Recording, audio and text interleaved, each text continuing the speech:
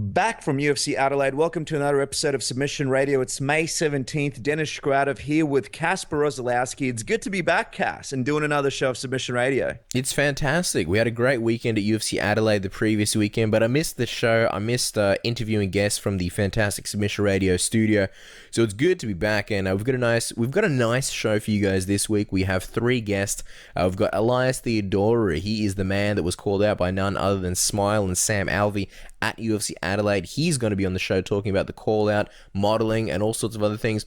We've got John Makdessi, the man who's taking on Donald Cowboy Cerrone next weekend at UFC 187. We thought, you know what, let's have a chat with John, speak to him about the matchup and all kinds of things like that. And then we have the Bantamweight champion TJ Dillashaw returning to the show. I think this is his third time now.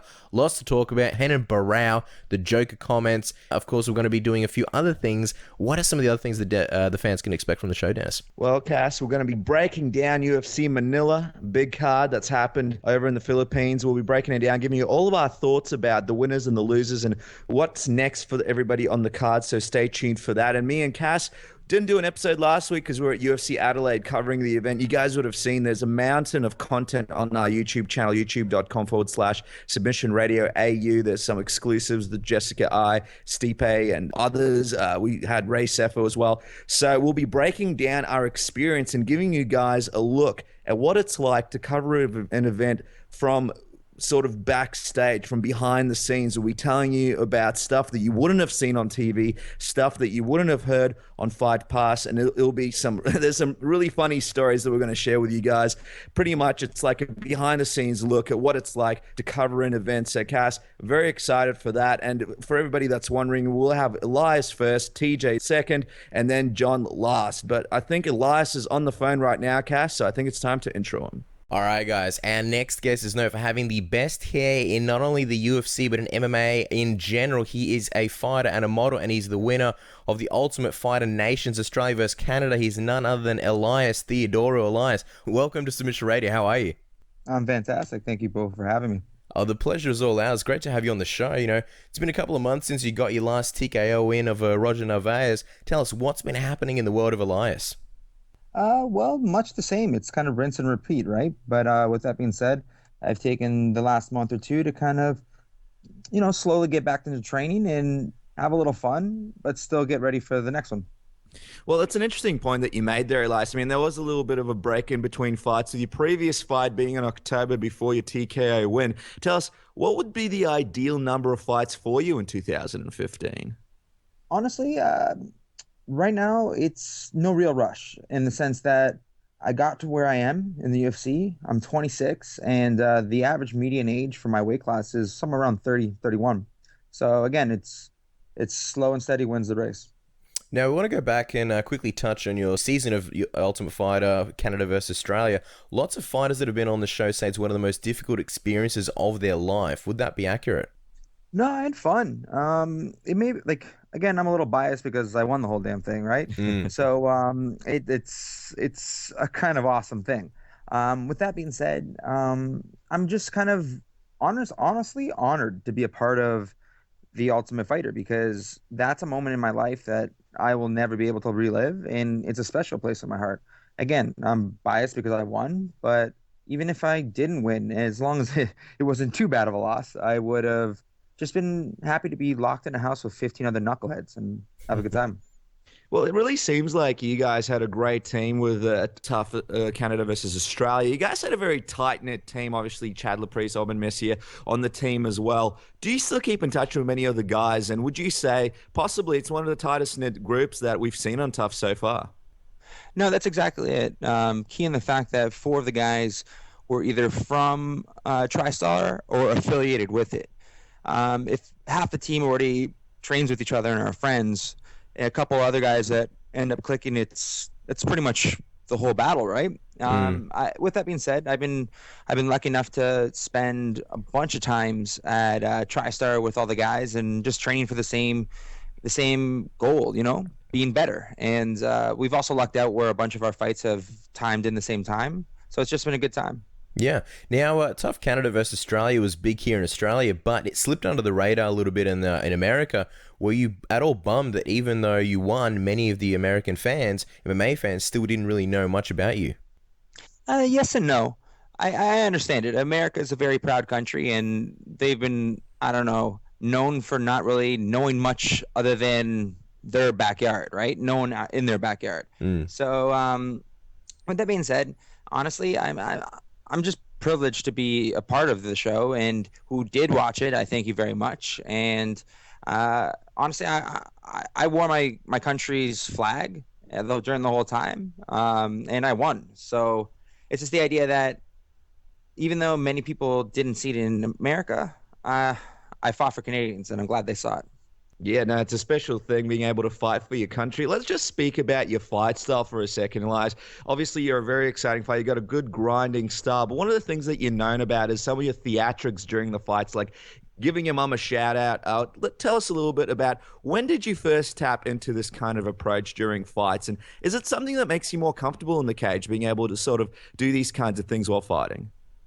Oh yeah, that's exactly it. I get to be myself. I'm a silly man child, and basically my style emulates basically myself in the sense that I'm silly and I'd like to think outside of the box. I've been the kind of person. I have a little bit of ADD, and basically sticking to a set thought process doesn't really work for me. So if I can just be fun and be silly, I'm just being me.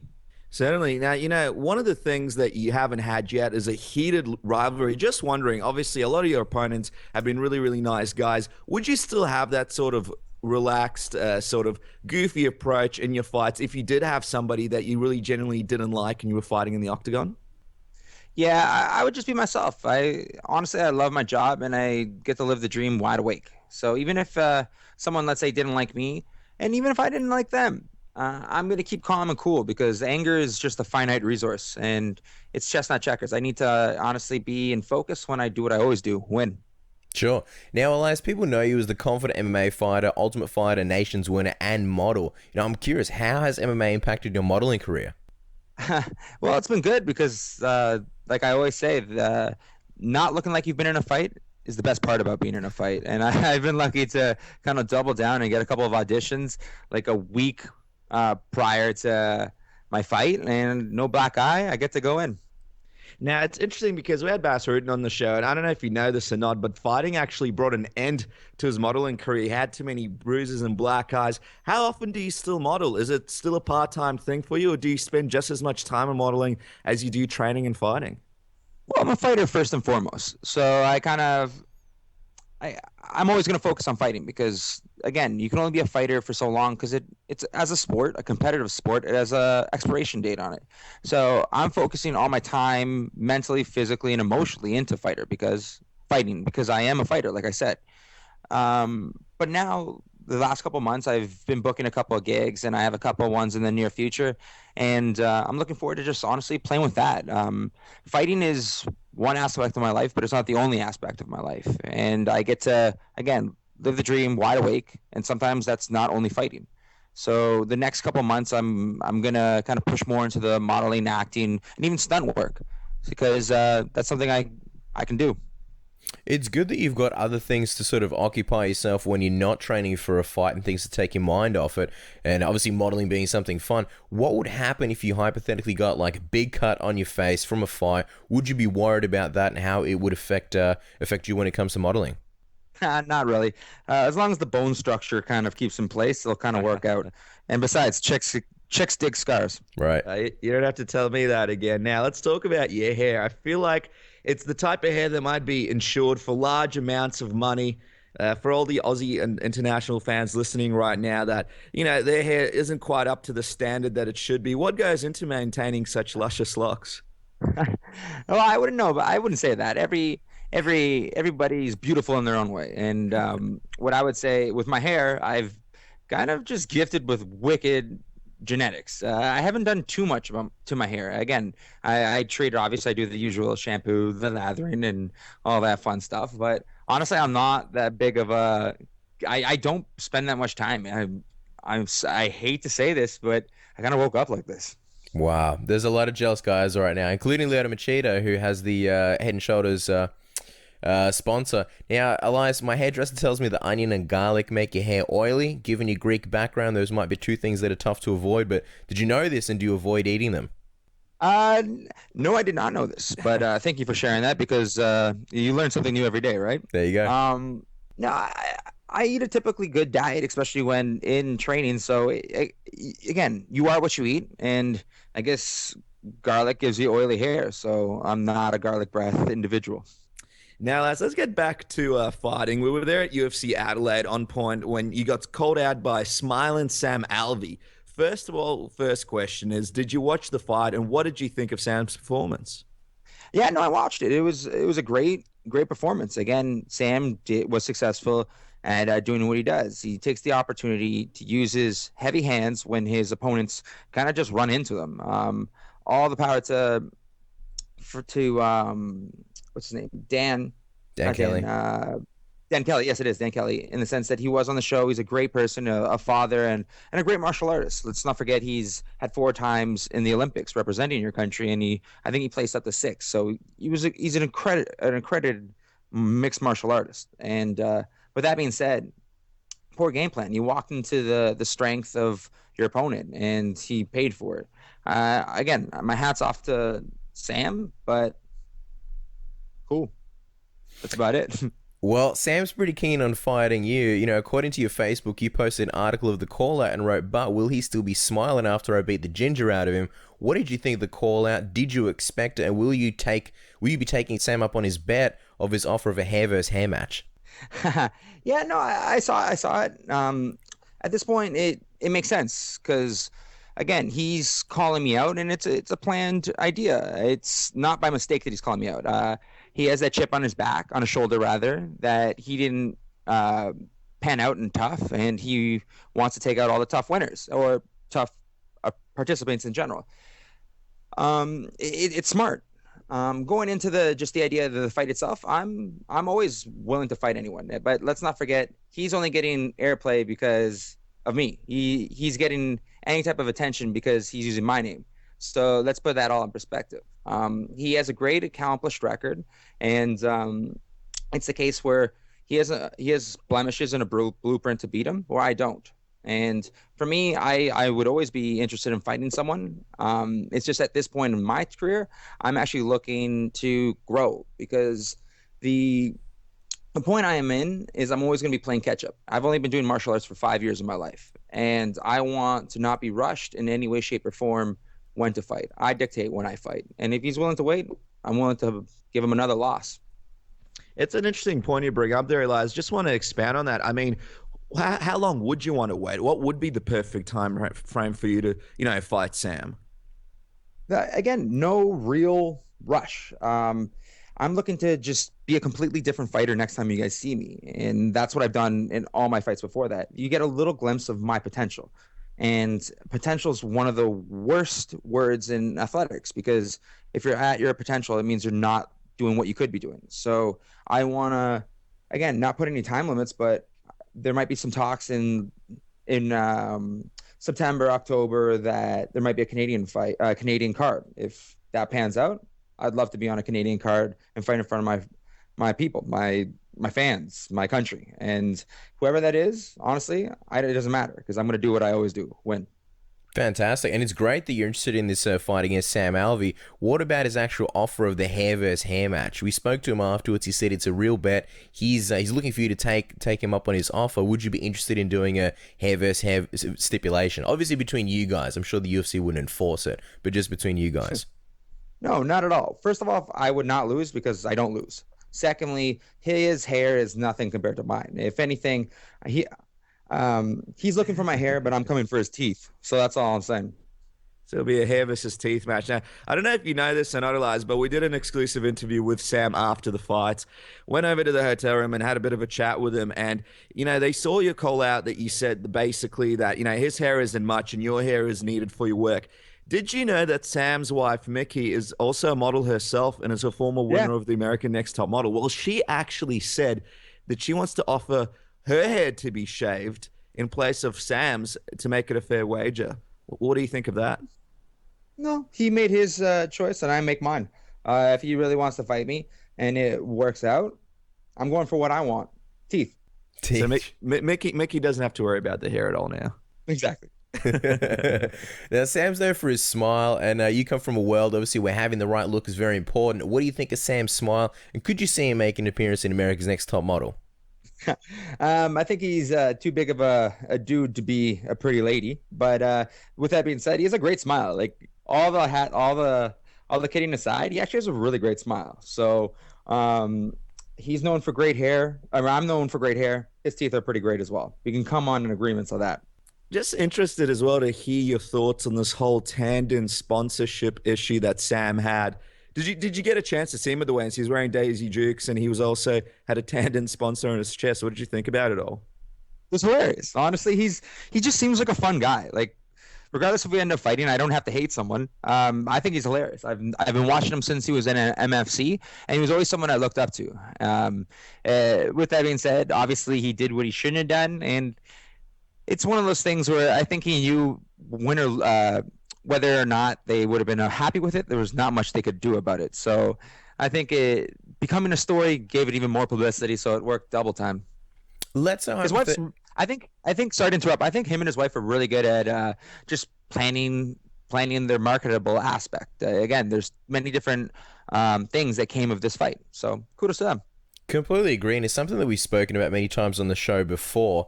Let's say hypothetically, Sam is the guy that you get matched up with. Stylistically, take us through it. How do you see the fight going between you and Sam? What are some of the advantages that you see yourself having? Well, again, the first and foremost mindset. He's gonna be confident that he's gonna beat me. Of course he would. In order to step in a cage, you'd have to have some confidence and do your homework because you feel confident because you did the homework to get in there and ace the test. And so will I.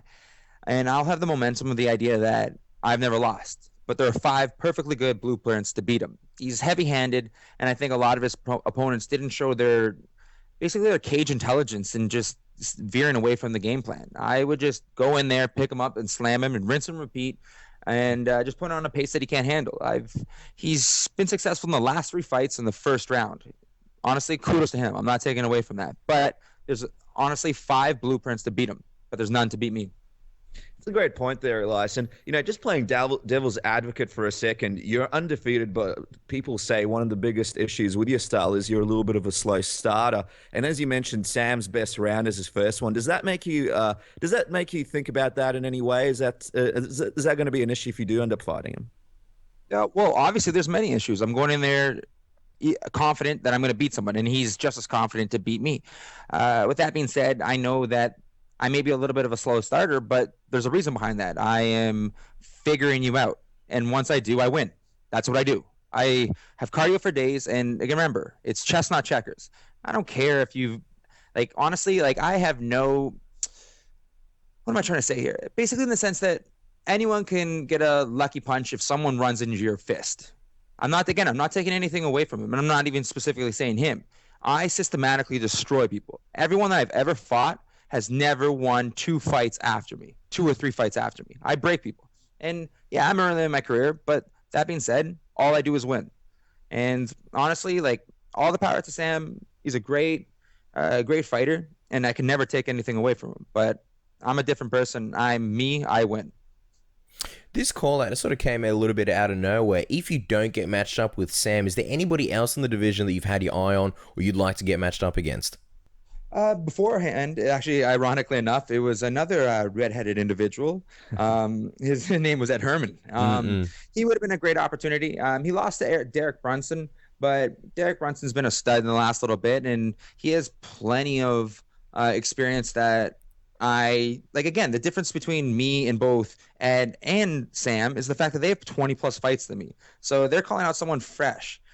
Wouldn't you expect in 30 fights that you'd be calling out someone with equal amount of experience? So that's just my little 2 cents. With that being said, honestly, I'm a company man and I will fight anyone and everyone. I am honestly confident in the skills and the team behind me to do what I always do. It's interesting, and it'll be very interesting to see how it plays out. Now, let's speak about your training for a second. You like to move around and train in different gyms. We saw that you trained at Team Nogueira not too long ago. What was it like training with the legendary Nogueira brothers, and what was the biggest thing that you learned? Yeah, I know. I've been blessed and just kind of just seeing the world and taking it in. And I'm a big believer that no gym, no coach, no fighter, no one in general has a monopoly on talent and knowledge. And I just want to just soak up everything like a sponge, because as someone that is always playing catch up, only having 5 years, five, six, I think now I'm going on to six, rather six on my sixth year of martial arts in general. And 4 of those I've been a professional athlete. I'm playing catch up. And with that being said, being at the Nogueiras was honestly a dream come true. I've been there. This was my second time. And the first time I went there, I went a little bit of an unknown, still in the regionals. And then to come back 2 years later to be a UFC fighter and an Ultimate Fighter winner,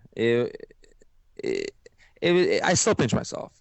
Every time I went to the Nogueiras, I would walk by the 2001, the 2003 Pride Championship trophies, and that was back when I was in high school. So just to kind of see where I am now, it kind of just validates something and comes full circle.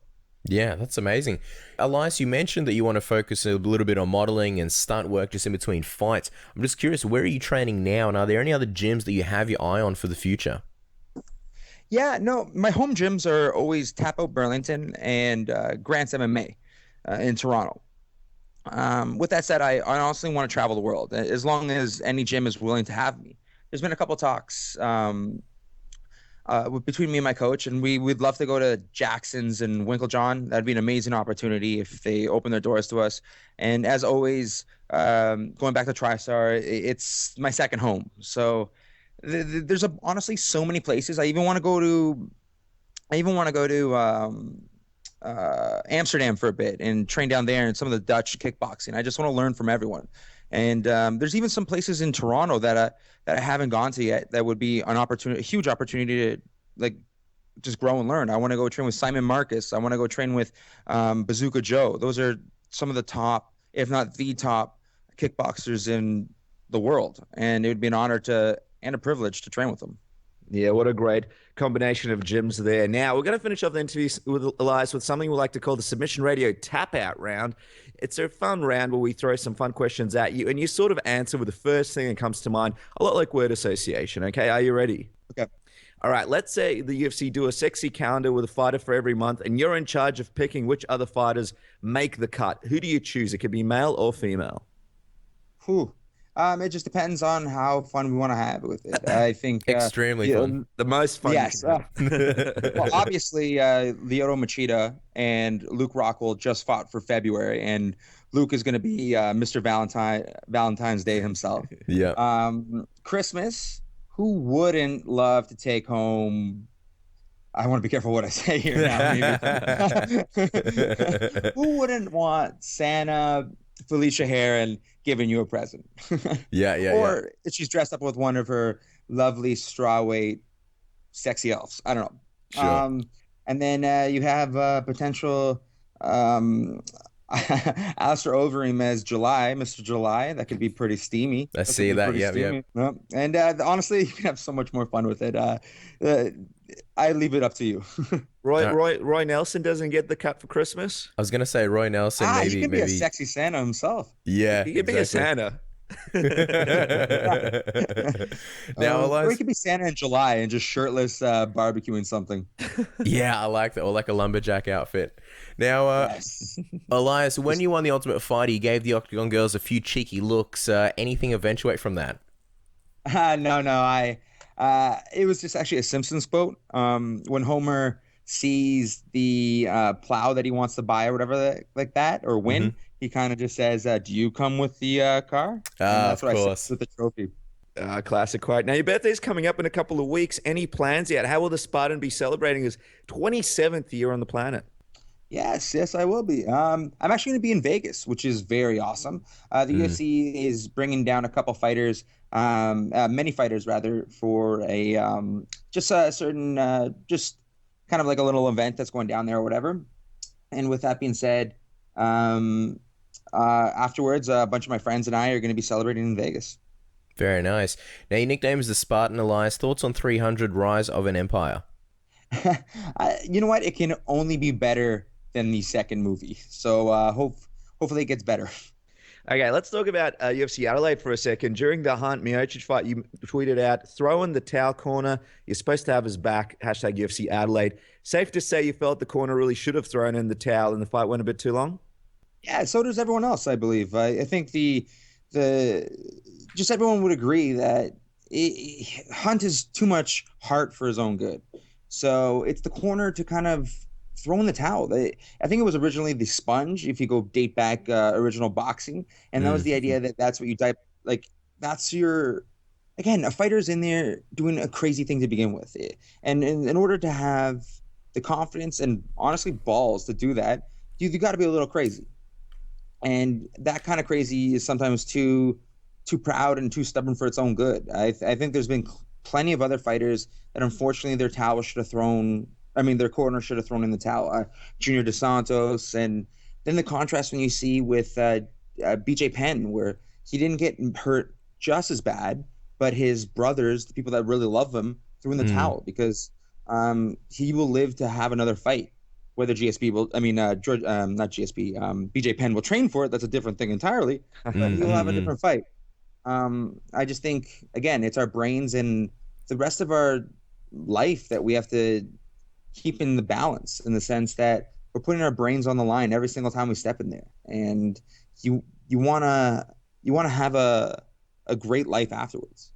Yeah, no, That's absolutely. all my Completely agree. Now, one of the last few questions, Elias, Zoolander is probably one of the most famous and factual modeling movies of all time, and we always find ourselves relating to the movie, and we're not even models. So, which of these three following scenarios best describes something that's happened to you? All right. First scenario: having a petrol fight using the hoses at a local petrol station, walking up to accept an award when your name wasn't actually called out, or running into David Duchovny at a cemetery in the middle of the night. I want to say the the the two A and B. It happens on the regular. I just haven't been able to track down David Duchovny to make the trifecta. Right. Sure. Hard to find. Now, Derek Zoolander also had his trademark move called the Blue Steel. Elias, share the information with us. What's your trademark move called? Um, I don't have a trademark. It's just kind of works out that it seems that I'm very phonogenic no matter what the direction or situation. So just you don't have to put any grease or possibly that much Photoshop, which is cool. You're a nice guy, making the photo guys' jobs easier. No, not much Yeah. post works. Now we like to finish our tap out rounds with a prediction. With this one, let's do a hypothetical. If you and Sam do end up fighting, give us the prediction. How are you winning? I win the way I want to. I'm great at kind of just going with the flow. I like to encompass Bruce Lee's like water, and I win the way it's supposed to win. I'm gonna win because that's what I do. Fighting without fighting. We can't wait to see it. Hopefully, you guys do get matched up. Guys, don't forget to follow Elias on Twitter at Elias Theodorou. Elias, it's been an absolute pleasure chatting with you. Thanks for coming on the show. The pleasure's been mine, gentlemen. Yeah, that's right. El Guapo here. That means the pretty face. All you guys out there, you're listening to Submission Radio. Godspeed and party on. Whoop, whoop, whoop, whoop, whoop. Our next guest is the runner-up from Tough 14 and a current UFC Bantamweight champion. He is fighting Renan Barao in a highly anticipated rematch at UFC on Fox 16 in Chicago on July 25th. We created the nickname Dillashaw for him during one of his last appearances on the program. Ladies and gentlemen, TJ Dillashaw is back on Submission Radio. TJ, welcome to the program. Thanks for having me back, guys. It's always good when you come on. Now, TJ, you are in the mountains. You're in Denver, Colorado. We presume you're training with your friend and coach Dwayne Ludwig. Would that be correct? Yes, I am. I've been up here. I go back and forth from here in Sacramento, but right now I'm up here for the week. Just doing some training, getting some altitude training in as well, which has been killing me this week. But yeah, it's been good. You know, Dwayne's got his own gym opened up here in Colorado at Ludwig MMA, and you know, there's also a bunch of other good gyms to be able to train at and cross train. You know, learning new things while being out here. Just curious, TJ, how is training going? Is it an easy transition going back and forth between Sacramento and Denver for you now that Dwayne's left? Oh, it's definitely taking a little bit of work, you know, to figure out the best schedule. And, you know, I'm still in the process of doing that. I mean, I haven't really even started fight camp yet. I won't be 8 weeks out till the beginning of June. So right now it's just kind of, you know, staying active, continuing to get better. I'll start hitting it hard when I'm 8 weeks out. But it's definitely taking some getting used to be able to travel back and forth and figure out the best time frames, you know. I mean, coming out here and dealing with the altitude and rebuilding red blood cells and then going back home and recovering and then finding out just what are the best days to do what, Yeah, we can imagine. Now, you almost fought Renan at UFC 186. However, unfortunately, you had to pull out due to a rib injury. How difficult was it for you to make that final decision that you weren't going to fight? And were you at all tempted to just go in the octagon anyway? Absolutely. I thought I separated my rib at first when it happened. I was wrestling, and it wasn't like I got hit in the ribs. I was just doing a move I've done, thousands of times, which is just a good old switch for wrestling. And my rib just freakishly popped out. And, like I said, I thought I separated my ribs. So I was continuing to spar and do everything I could. But on one of the weekends I drove out to Colorado, it's like a 17-hour drive. And I noticed, every time I coughed or sneezed, it would hurt real bad. I couldn't fully turn. And I knew something was wrong. So I had to go and get an X-ray MRI. And I had to get a hold of the UFC to do that. And, coming up with a fractured rib, it wasn't even my call to be able to not take the fight. They wouldn't even the UFC wouldn't even let me fight with a fractured rib just because of the danger behind it. Oh, wow. I guess this sort of answers my next question. I was going to say, sometimes it seems like, guys that aren't champions, they take a lot of fights. And then once, a lot of champions, you see they get a lot more injured and we see them fighting less and less. Do you think, obviously with this one, it's a fractured rib, you can't fight. But do you think there's a lot of guys, and possibly yourself included, where now that you're a champion, it's harder to sort of fight with injuries because of the possibility of losing that title, whereas in the past you may have taken those fights because they were just another fight? I mean, I can definitely see that because of the fact you have more to lose. I can see guys being a little bit more careful with things. But, like I said, this one was out of my hands. I couldn't say yes or no. This one was I couldn't even get medically cleared to fight. I mean, it's pretty dangerous. I mean, for one, I couldn't train with a broken rib because it wouldn't heal. And then two, I could can cause serious damage by, puncturing a lung if something were to happen worse, So, I mean, to answer your question, yes, I can see that the reason behind champions laying off due to injury, it's their call. They're the one wanting to go in there 100% because there's a lot on the line. And the challenger, he's getting that opportunity. So, obviously, he'll take it no matter what. But this was out of my hands. I didn't have a choice in the matter because I would have loved to fought in April. I want to get Renan Barao behind me, and I would have had more of my summer to enjoy. Yeah, well, let's talk about that. I mean, this rematch was originally supposed to take place in August of 2014. Once it takes place, it will almost be a full year since the original date. How does it weigh on your mind that the fight's been stretched out for so long? And will you be relieved once the saga is complete? I guess I'll be a little bit relieved just to continue my legacy as a champ and to think of who I'm going to fight next and to move on.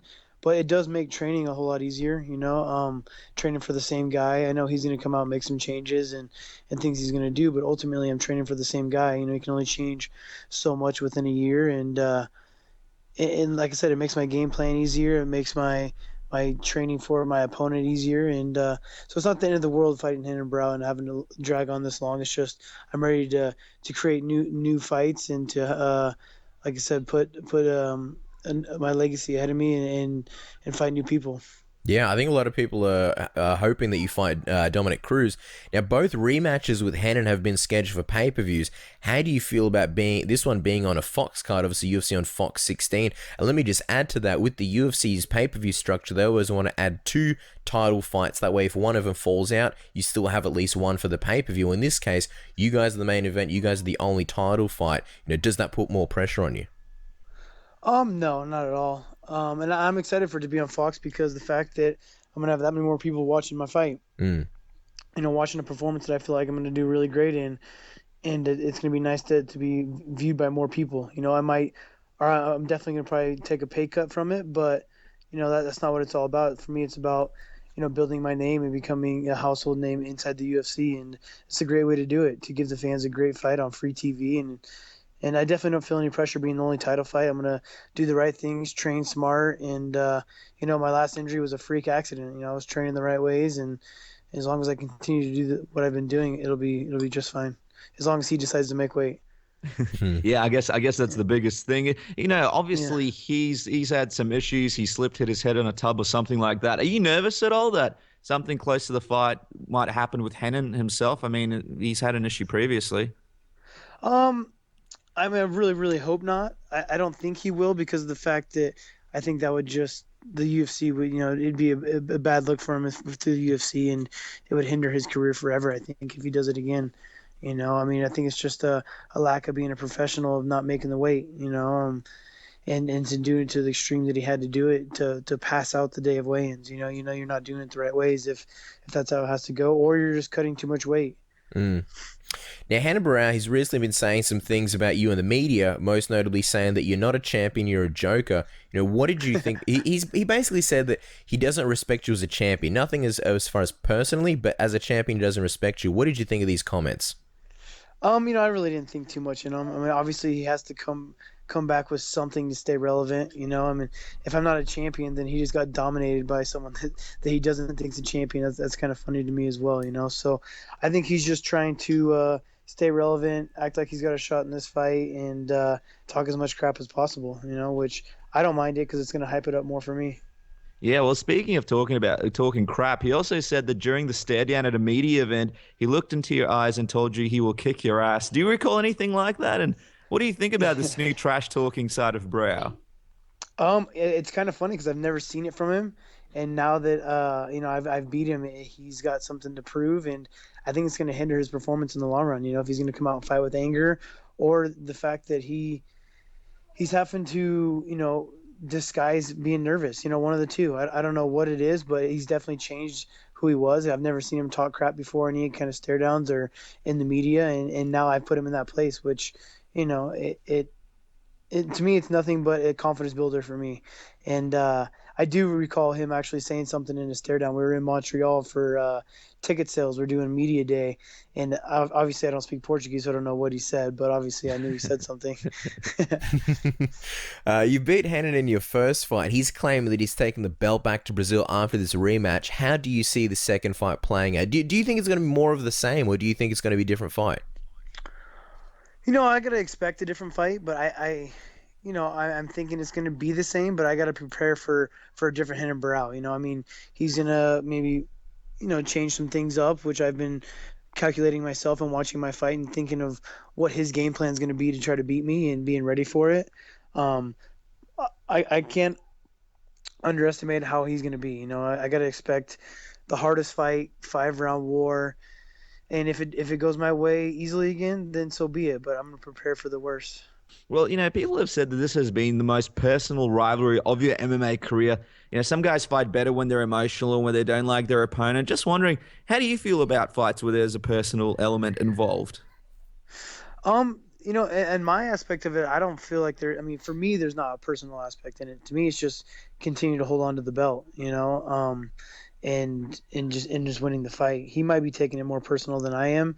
I've been kind of laughing off everything he says and just speaking the truth and what I think is going on.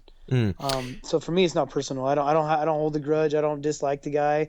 I think he's a great fighter, and I have nothing against him. But he's definitely not getting the belt back.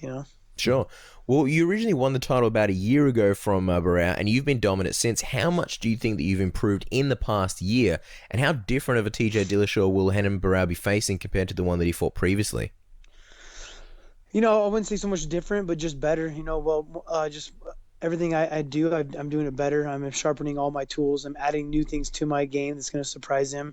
There's things that I didn't even show in my first fight against him that I can prove that I'm better at as well. I have the wrestling pedigree. I can put him on his back, and I feel like my wrestling and my jiu-jitsu can outwork him as well on the ground. So, this fight, I might even beat him on the ground just to confuse him and to keep him guessing, or I might put on another striking clinic.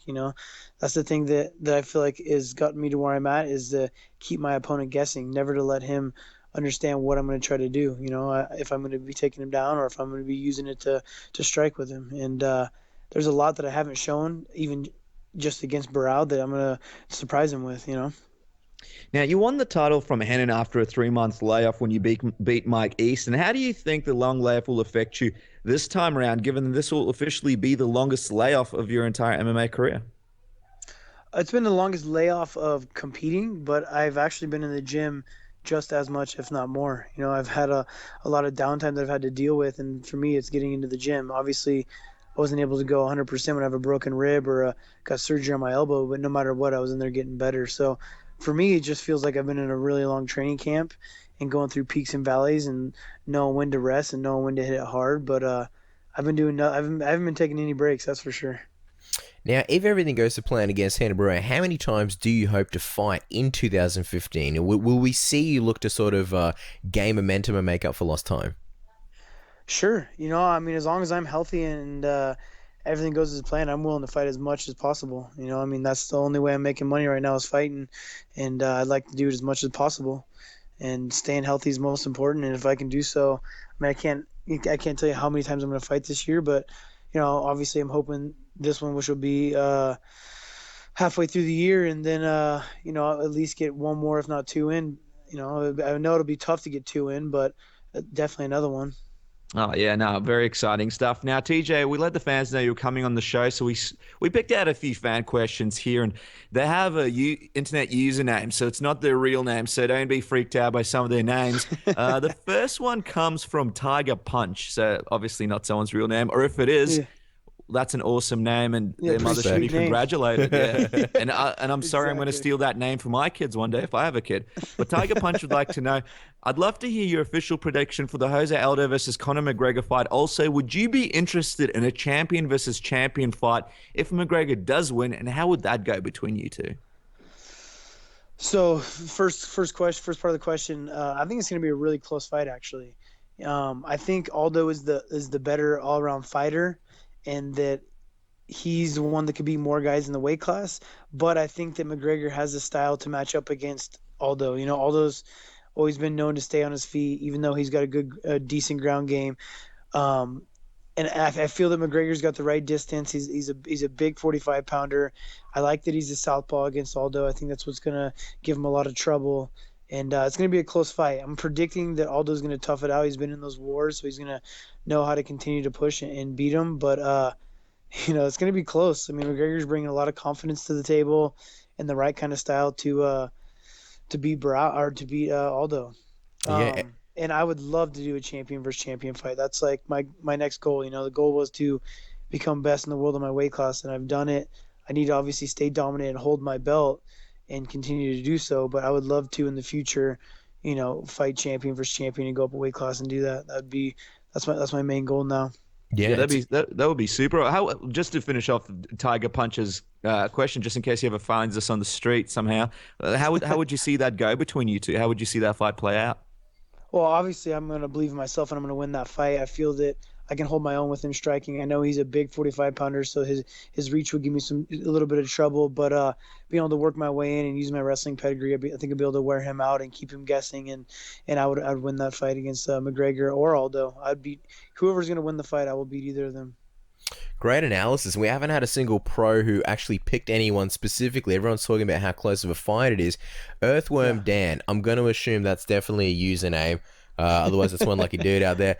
His question is, TJ, just wondering if you're happy with the new Reebok deal numbers that have been released by the UFC. Many fans thought that the numbers were a little bit low, especially for the champions who would make more money. Are these numbers a good or bad thing in your opinion? Just to follow up on Earthworm Dan's question, you mentioned that fighting is the only way you're making money at the moment.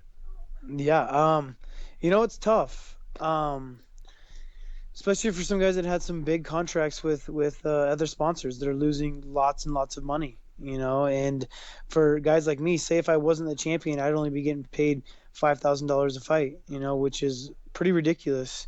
And, I do like the fact that we're going to have a uniform deal and that we're all going to be wearing the same kind of stuff and looking more like other professional sports. But yeah, I do agree that I think the pay's a little light, on all aspects, not only just for the champion, but for everyone. I mean, getting into the UFC and fighting on TV, I feel like sponsor-wise and endorsements, you should be making more than they're paying, Yeah, it's a difficult one. Final fan question before we jump to the tap-out round. This one's from Mr. Potato Head MMA. I think by now we've determined these aren't their real names. That's clearly a real name. He goes, TJ, I'm a huge fan, so there you go. He just wanted to get your thoughts. He goes, just wanted to get your thoughts on this whole John Jones situation. As a fellow champion, what did you think when you heard the news about John? Oh, man, it's super unfortunate. I hope he can get his life together and get back out there.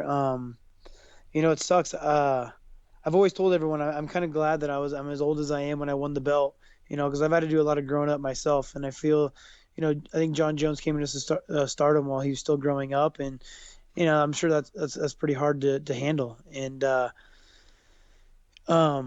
it's real unfortunate.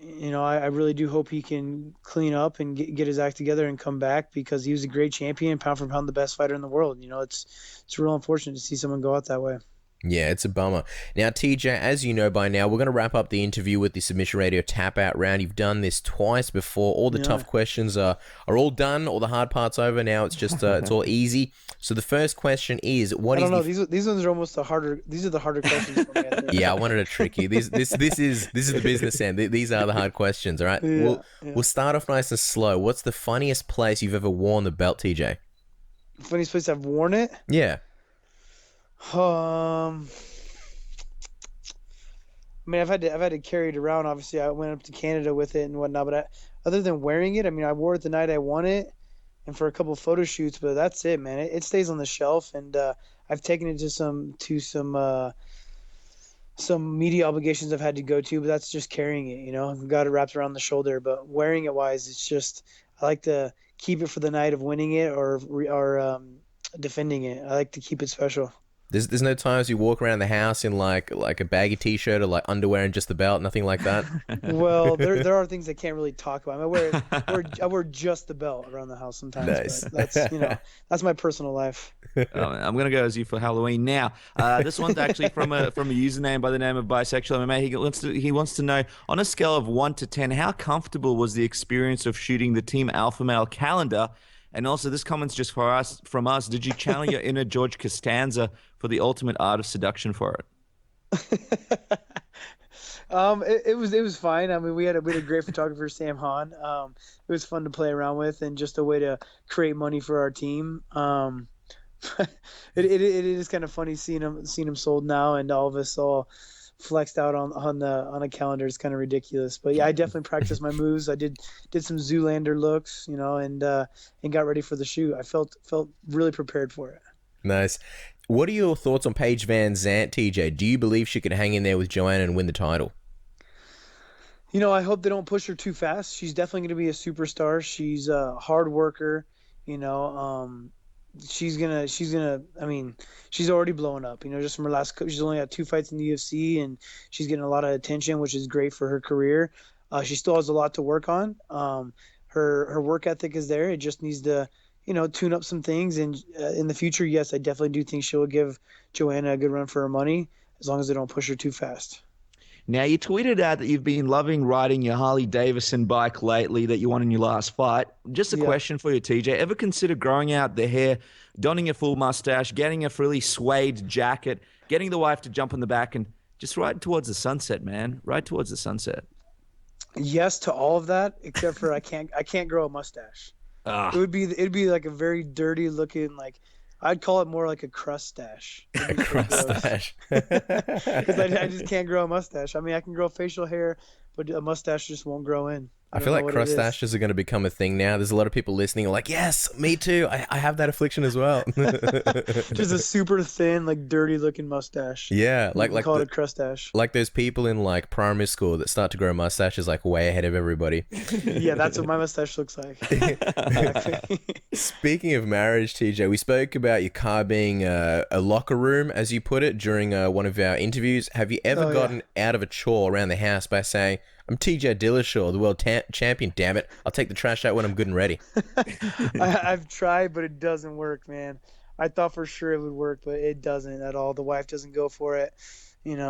She's still the boss of the house, even though I got the belt. And that'll never change. Unfortunately, that'll never change. And still. I tried the same thing with a girlfriend. I go, I'm Submission Radio, damn it. She goes, who? What's Submission Radio? Now, TJ, what's TJ Dillashaw's song of the year so far? Give us your song of the year so far.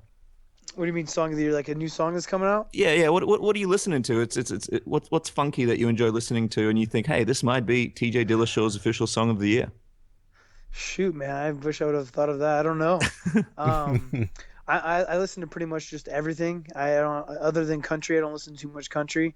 I've been listening to a lot of house music when I work out, just because of the tempo and beat. But I'm a huge Chili Peppers fan. So no, they haven't come out with anything new. But I guess their newest song that I like is "Rain Dance Maggie." Mm-hmm. It's a good song. Yeah, I like Let It Go from Frozen. Huh? Let It Okay. Go from Frozen. yeah. Yeah. I think they need to do a cover of that. Strangest place you've ever been recognized, TJ? It's always just weird getting recognized in the men's bathroom.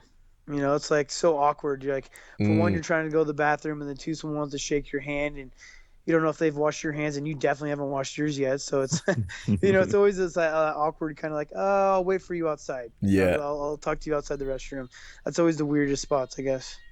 Well, speaking of the everyday Joes that approach you, as a fighter, you must get regular everyday advice from sort of fans wherever you go. What's the worst advice you ever gotten from a fan? Oh man, there's too much to even remember. I think you get the horrible advice every single day. There's always the internet warriors that don't want to tell you how to fight and what to do and what you're doing wrong. Shoot, I couldn't put my thumb on one. I can go probably log on to my Twitter right now and then tell you. Yeah, there's probably heaps there.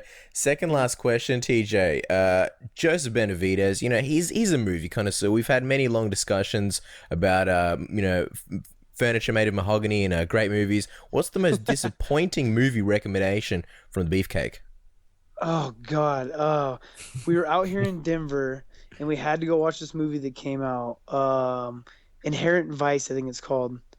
Never He heard of was it. like he's like a big fan of the guy that makes the movie, and he took me, Lance, Danny, and himself to the movies, and he was talking it up and thinking how good it was going to be, and it was horrible. It was probably one of the worst movies I ever watched. The Beefcake. That's not the first time. Chad said You he's let me given down. out some dodgy ones as well. I feel bad for you guys. Now, finally, give us the official prediction. Give us the official prediction. How are you beating Renan Barao at UFC on Fox 16 on July 25th? Time to get serious. Give us the official prediction, TJ. How's it going to happen? I'm finishing him in the third round. I'm going to finish him probably TKO once again. Wow, we like how precise that prediction is. Guys, you can follow TJ on Twitter at TJ Dillashaw, and of course catch his big fight with Renan Barao at UFC on Fox 16, July 25th in Chicago, Chi-Town. TJ, it's always a pleasure having you on the show. Thank you so much for doing it. And if you need a good movie, Dennis and I just saw Ex Machina, so definitely check that one out.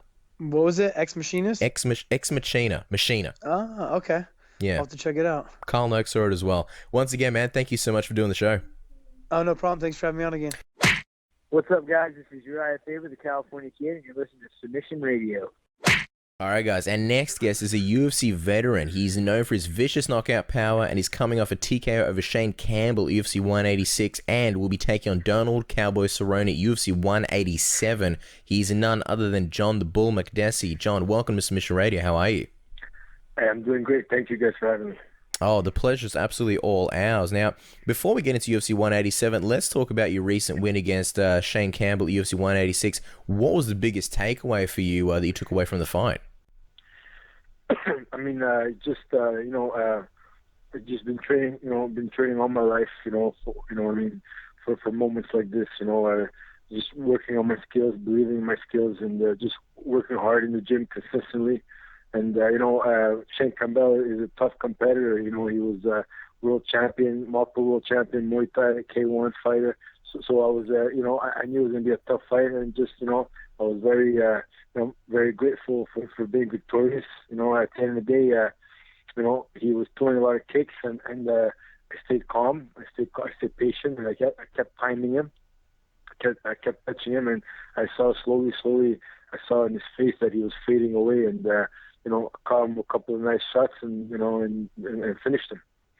Yeah, absolutely. I mean, it was a come from behind victory and a great moment. When you finally got the victory, Shane's lying down, your arms raised, you won the fight. What was going through your mind at that moment?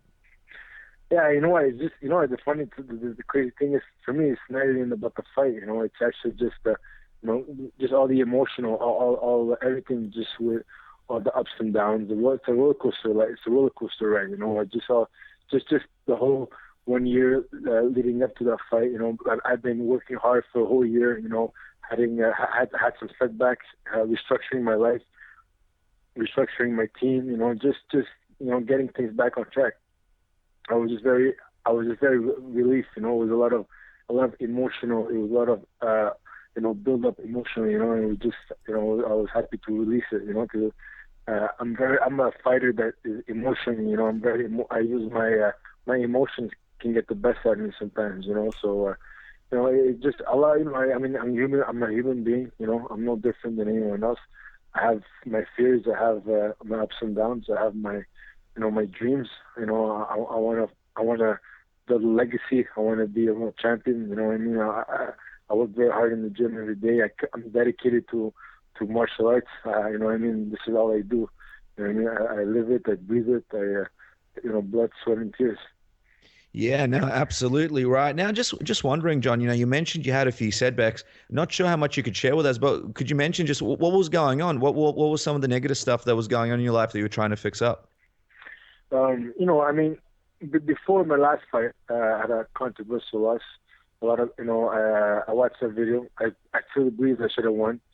But, you know, it is what it is. You know what I mean? This is mixed martial arts, you know what I mean? And it was just more, you know, questioning, a lot of questioning myself. I wasn't really sure.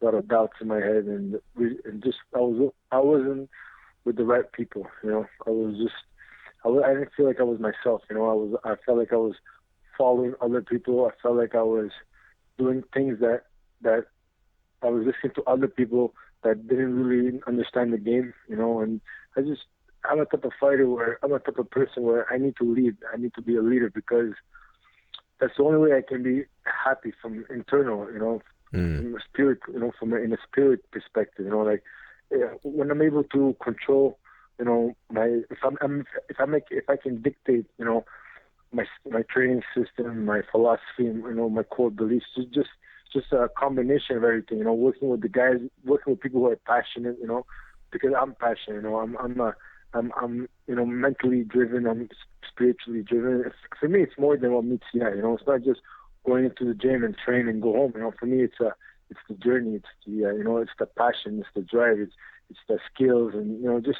trying to have fun. You know, I forgot how to have fun. You know, I made it too much into work. I made it became too much stressful. I was never happy. Just now being able to dictate my trainings, focus on I know my body best. It's that simple, you know. I mean, I know my body best. Nobody's gonna motivate me more than myself. Nobody's gonna push me more than myself. So just now, you know, just restructuring my team. I have a great team now. I have a great guys working with me. You know, and I'm just happy with my progression and just you know, combination of everything. You know, with my mental training, my physical training, my nutrition, just, you know, everything I feel like is coming together. Yeah, and with all this restructuring, John, you know, I have to confirm, are you still at TriStar? Yes, of course. TriStar is always, you know, I live in Montreal, my family, close to my family. TriStar is always going to be a part of my training regimen. TriStar is a great bunch of guys, you know, a lot of top talent at TriStar.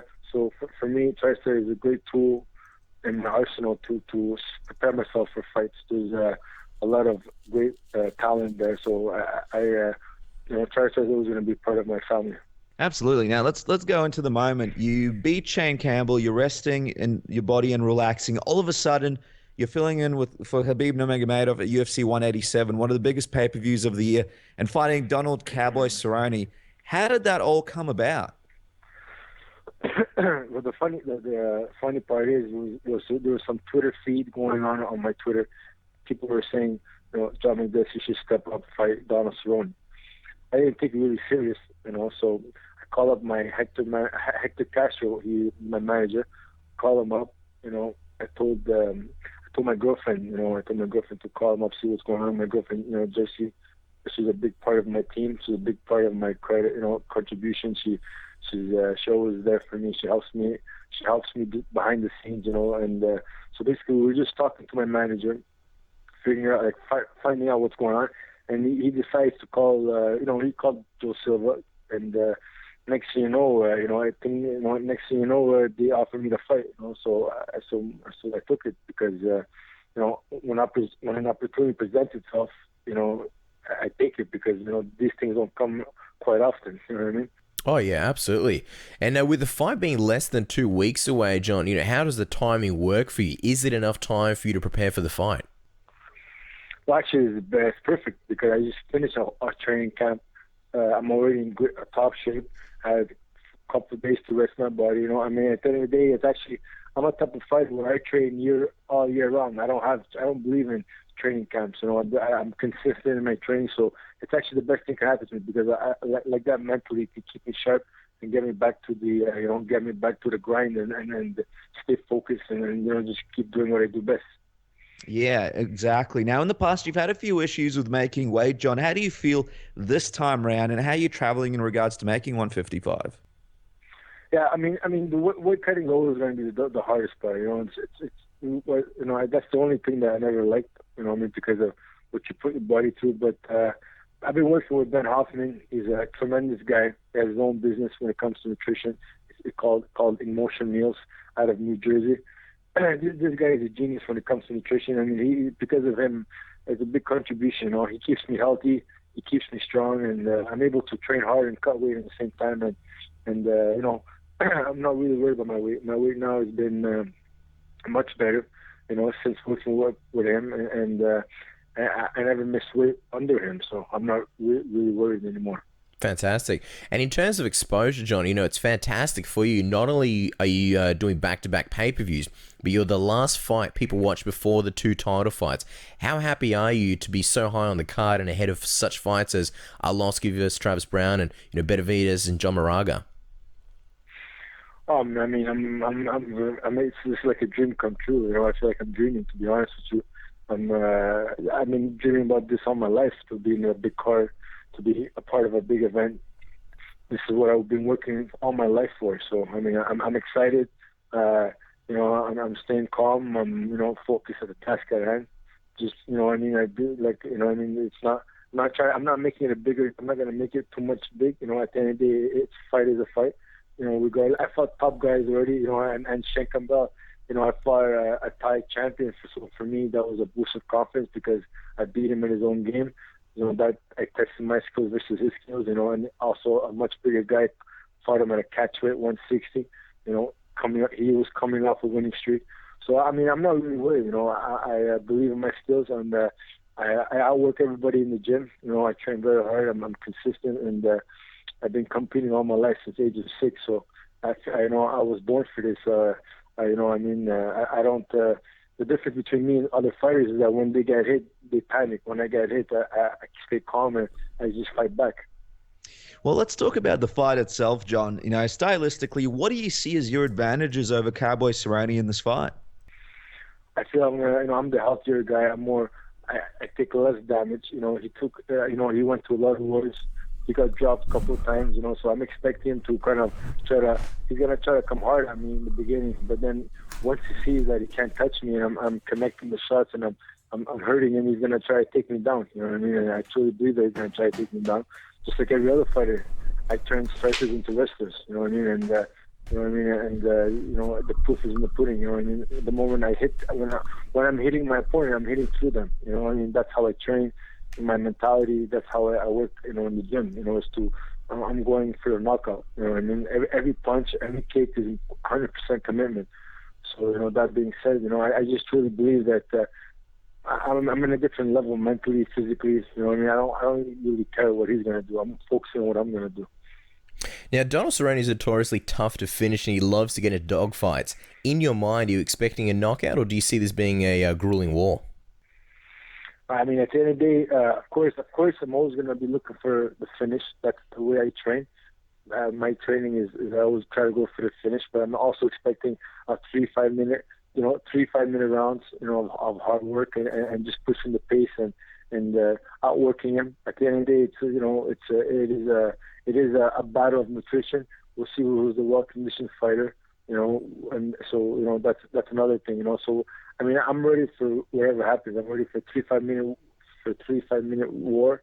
I'm ready for one round. You know, I'm gonna take it. You know, I want to take it. You know, minute by minute, round by round. You know, see wherever it goes, see wherever the fight goes. You know, I'm able to adjust and adapt to any fighter. So you know, we'll see what happens. Now, obviously, you would have seen this when going through Cerrone footage, but he's a notoriously slow starter. Do you think that the best chance of finishing him might be in the first round? And will you be looking to put on the pressure on him in the early goings of the fight to take advantage of this weakness that he has? Well, the funny part is I actually trained with Donald Cerrone. I trained with him a few years back when I went to Craig Jackson, New Mexico. I went to work out with these guys. So I'm very familiar with his style. I'm very familiar with his ground. I know that he's a guy that likes to, if the standing is not, he's an emotional fighter. So I'm hoping that mentally I can get him. If he gets angry and he starts getting frustrated, that's going to work perfect into my game. My focus is to stay calm, stay patient, timing. It's all going to be all about timing and inches, inch by inch. It's all going to be a lot of, it's timing, The fighting business, it's a combination of stuff. It's a combination of skills, a little bit of intelligence, and a little bit of, focus, And I've been competing all my life, and I don't break under pressure. I don't let the cameras, I don't let anything distract me. I'm gonna stay calm. I'm gonna stay focused, and I truly believe that I've never been so sharp before in my life. My last fight just proved to me that I was that I'm in the right state of mind. My training is working. I have a great system. I'm training smart. And I have a great team. So I'm not really focused too much right now about the fight. The fight is gonna come. Right now, I'm focused on every day. Dominating my training sessions, working. I have great training partners that simulate Donald Cerrone. So I'm cutting weight and I'm sparring guys who have 200 pounds side advantage, and I'm pushing them back. And I'm going for the finish. A lot of guys, not too many guys are able to handle my rhythm. So that's a good sign. And at the end of the day, only God can tell us who's going to be victorious. But I'm hoping to be victorious that day.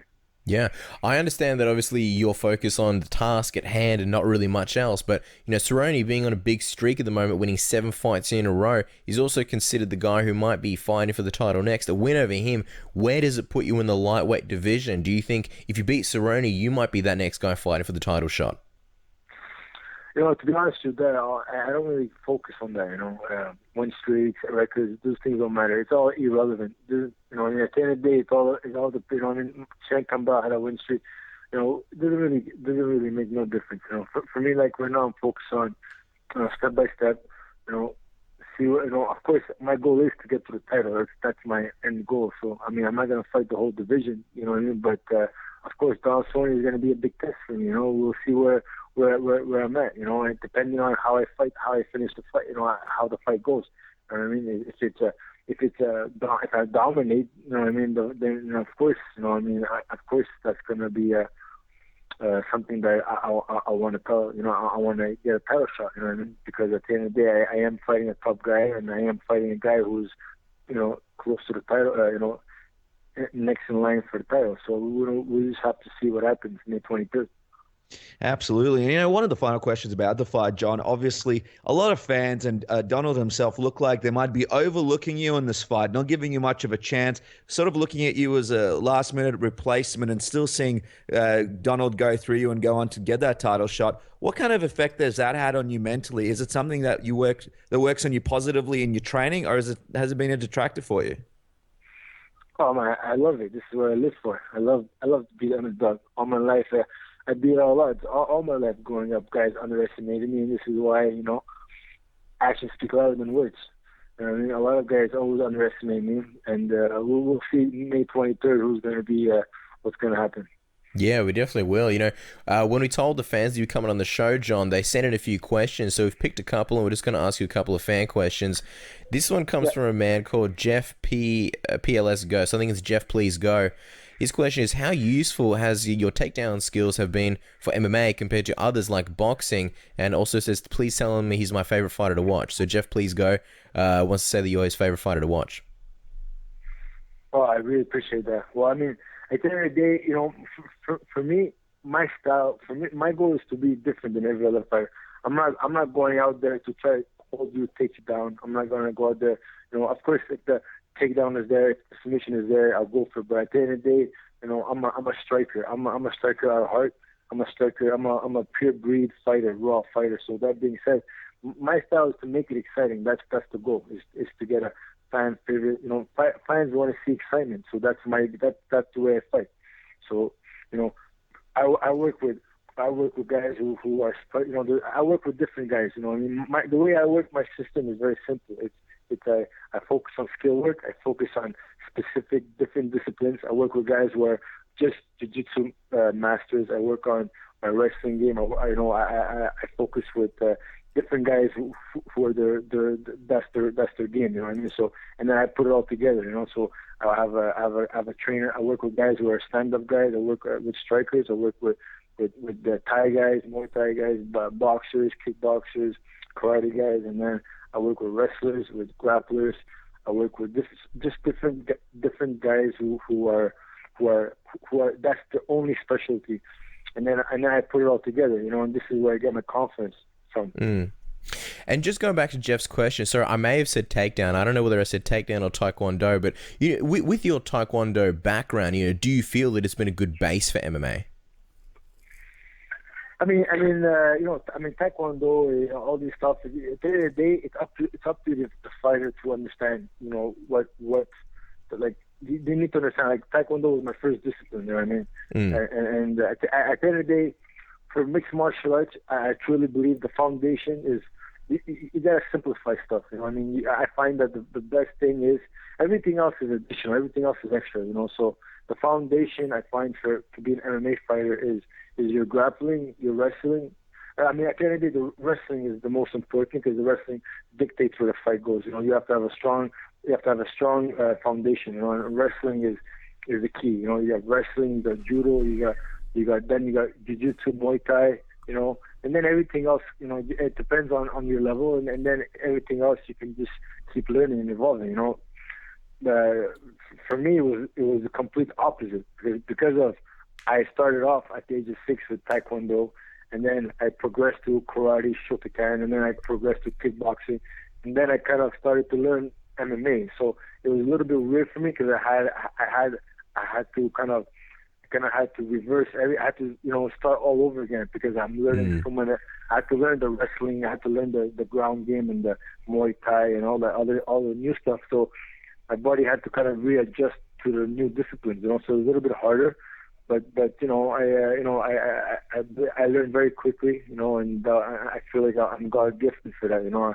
I'm very fortunate. I'm very blessed that I'm able to pick up very fast. Yeah, absolutely. A great analysis there, John. One more fan question here that we picked. This one's from Sammy BJJ. He'd like to know, is it difficult being blamed for fighters not getting paid by Fear the Fighter? And have you had any opportunities to speak to Masasi or anyone else claiming that you didn't pay them their money to set the record straight? Yeah, to be honest with you, that's something that of course is very very annoying for me because most people are not educated. They just they go off Twitter, just because I'm the inspiration behind Fear Fight. I was the inspiration. I never benefited from the company. I was never involved in the business, and I was a sponsored athlete just like everybody else. I never got paid in my fights, and the company, had some issues. I know that the company is going through some new owners now and new administration and restructuring. At the end of the day, it is a business. At the end of the day, it is a business. I know it has some financial problems, but it is what it is. People wanted to point fingers. People wanted to blame me because my brother, he was involved in the business, so they couldn't get no answers from him. So they started to point fingers at me. I found that very unfair. I spoke to, I went off. I did interviews. I went to the public, and I wanted to tell everybody that I was never involved with the business. I never knew what was going on, this and that, and it's very unfortunate what happened with all these fighters. But I also don't, at the end of the day, they got to do their homework and get educated. They have to, ask the right questions, and they're asking the wrong person. They're coming towards me, and I got nothing to do with it. I have no answers. I got nothing to do with it. So it's one of those things where it's a very unfortunate situation. But what I know from what I know is that the company is restructuring and they're taking care of all the credit, all the debts. All the company has the debts and everything. Hopefully, should get taken care of. Yeah, absolutely. And I'm just curious, you mentioned that you didn't get paid by the company either, so they didn't pay you for your sponsorships either. Well, yeah, of course, because at the end of the day, like I said, I was the inspiration behind the company. You know, the company, I will sponsor athlete. You know what I mean? But when the company has some issues, you know what I mean? At the end of the day, this is part of business. You know what I'm trying to say? You know, if the company is spending more than it's receiving, they're in the minus. So how can they pay? You know what I mean? At the end of the day, you know, when everybody was getting paid, everybody was loving the company. But the moment the company stopped paying everyone, everybody started to blast the company. You know, at the end of the day, it is a 2-year company. I mean, Freedom Fighter is, you know, the idea of the brand is it's beautiful. It's still running good, and it still has a great thing. But at the end of the day, unfortunately, you know, the business part is not going so well. You know, so I mean, how can I blame? If it's not the first time a company wants to sponsor me and they couldn't pay me. You know, sometimes it happens. I mean, it's up to the fighter to be responsible. You know what I'm trying to say? It's like me going into the cage and getting knocked out, and then I start blaming everybody else. Like, well, why this, why that? You know, at the end of the day, it's a risk business for both ends. You know, if you're as a professional fighter, as a human being, you're responsible. If you agreed for a company to sponsor you and they don't end up paying you, at the end of the day, yeah, of course it sucks. Of course you want to get paid, but it's also part of the risk. You know what I'm trying to say? So there's always two sides to the story. You know, people are listening to one side, you know, but there's always two sides to the story. So, and it's unfortunate with the whole freedom fight, but I also understand where you're coming from, because people don't understand. You know, just a company to get into the UFC, they're paying big dollars for the UFC. So I'll give you an example, right?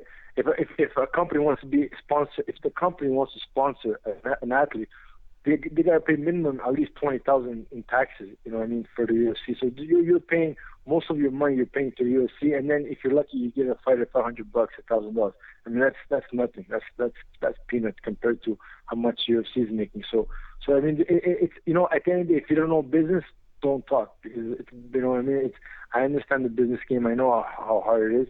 So I mean, a lot of guys are just going out there pointing fingers, blaming people, but they got no business ethics. They don't understand what's going on, you know. So at the end of the day, the managers dealing with the managers and lawyers, taking care of, you know, the lawyers talk with the lawyers. So, you know, it is what it is. It's very unfortunate, but you know, I mean, I'm always going to have support Freedom Fighter. You know, at the end of the day, regardless of all the issues it's having, it's so a great brand. So it has a great idea behind it, you know what I mean, and that's this is how I live my life, you know, strength, courage, and honor. You know,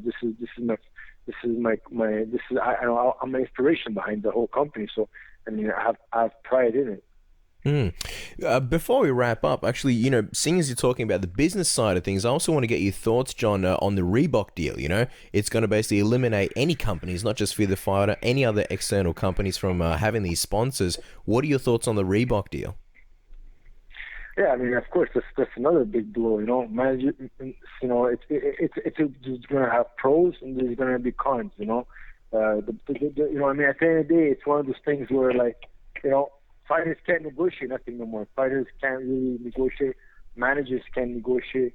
You know, so at the end of the day, we're kind of limited you know, I mean, we're limited. You know what I mean, in the sense of, you know, they're gonna have all the control. You know, they're gonna give us a salary. They're gonna dictate how much we're gonna make. You know, so it's one of those things where, you know what, it's a dog rule. You know, if you want to make you have to make. If you want to start making good money, you got to become a world champion. So right now, my focus is on this to be the best, because if I become top fighter, that's when potentially I can be financially comfortable.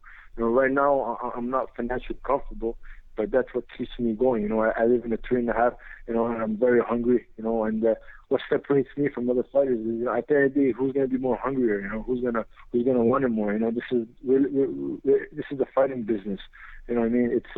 It's a monopoly, you know what I mean. It's a pyramid, you know. The people on top are making all the money, so I want to be those top guys, you know. So there's no way about it, you know. If you wanna have a comfortable life, if you wanna succeed, you have to work harder than everyone, and you have to want it more. Great analysis there, John. Now we're going to round out the interview with a thing we call the Submission Radio Tap Out round. It's a bunch of fun questions like word association, and you answer with the first thing that comes to your mind. Are you ready? Cool. Okay, so what is John's secret hobby? Share a secret hobby with us.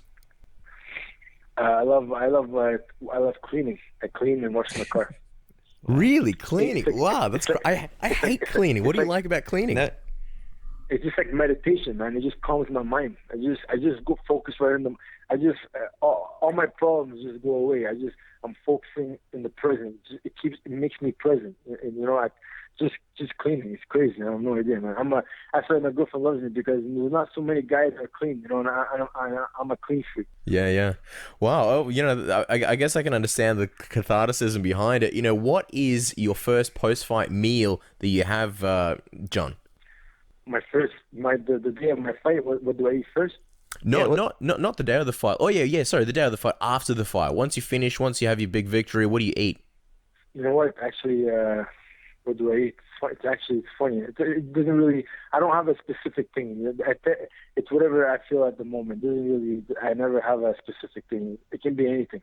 Tell us, who's the biggest practical joker at TriStar? Who's the biggest jokester around? There's a lot of jokers at TriStar. You know, just someone off my mind. It's probably gonna. Actually, you know, it's pretty funny because you know, I'm one of those guys that crack a lot of jokes. So I mean, I'm one of, you know, I'm the guys that people don't know, but I love comedy. I joke a lot. You know, well, I can pull. You know, sometimes I like to just, you know, make things interesting in the gym and crack jokes. There you go. The biggest joker is yourself. Now, you say you like comedy. What would you say is your favorite TV show? I don't really watch too much TV shows. I watch I like Kevin Hart, Peter Russell's.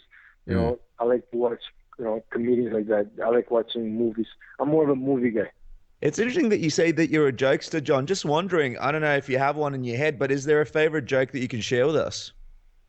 Well, I mean, you know, for me, it's got to be spontaneous. You know, Okay. It's not really like it's not like a knock joke. It's more of a you know, my character. You know, I will just like, you know, I'll make something. I'll make it funny.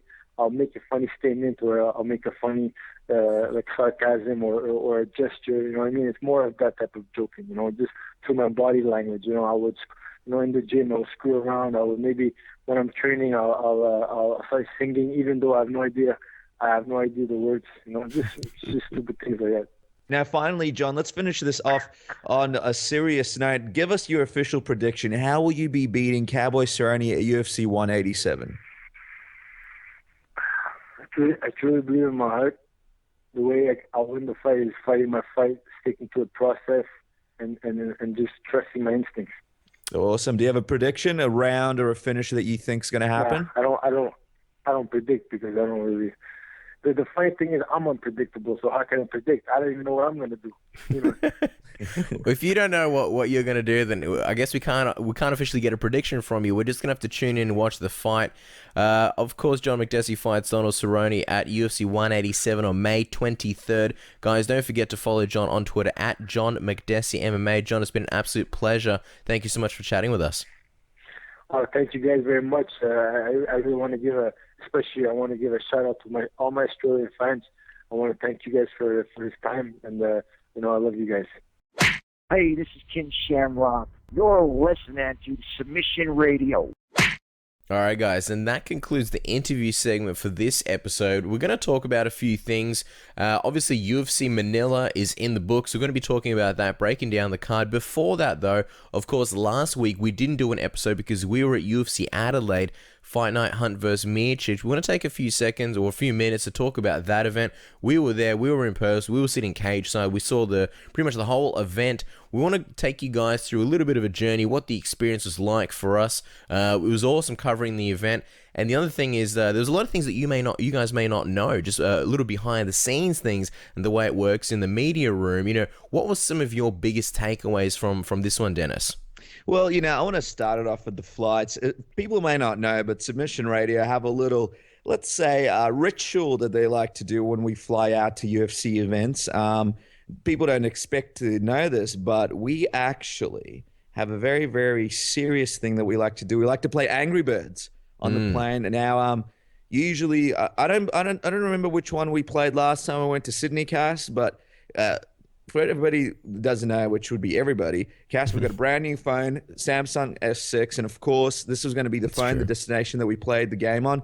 Last time, the game was played on my phone, Cass, and it made me feel more important, made me feel like, I was the man around town. You and Elle, who was the other great part of our team, wanted to play with my phone, and I thought this was a kind of cool thing. But you came in with a new phone. I passed on the crown to you. You also had a new Angry Birds game. This was a game breaker for us, wasn't it?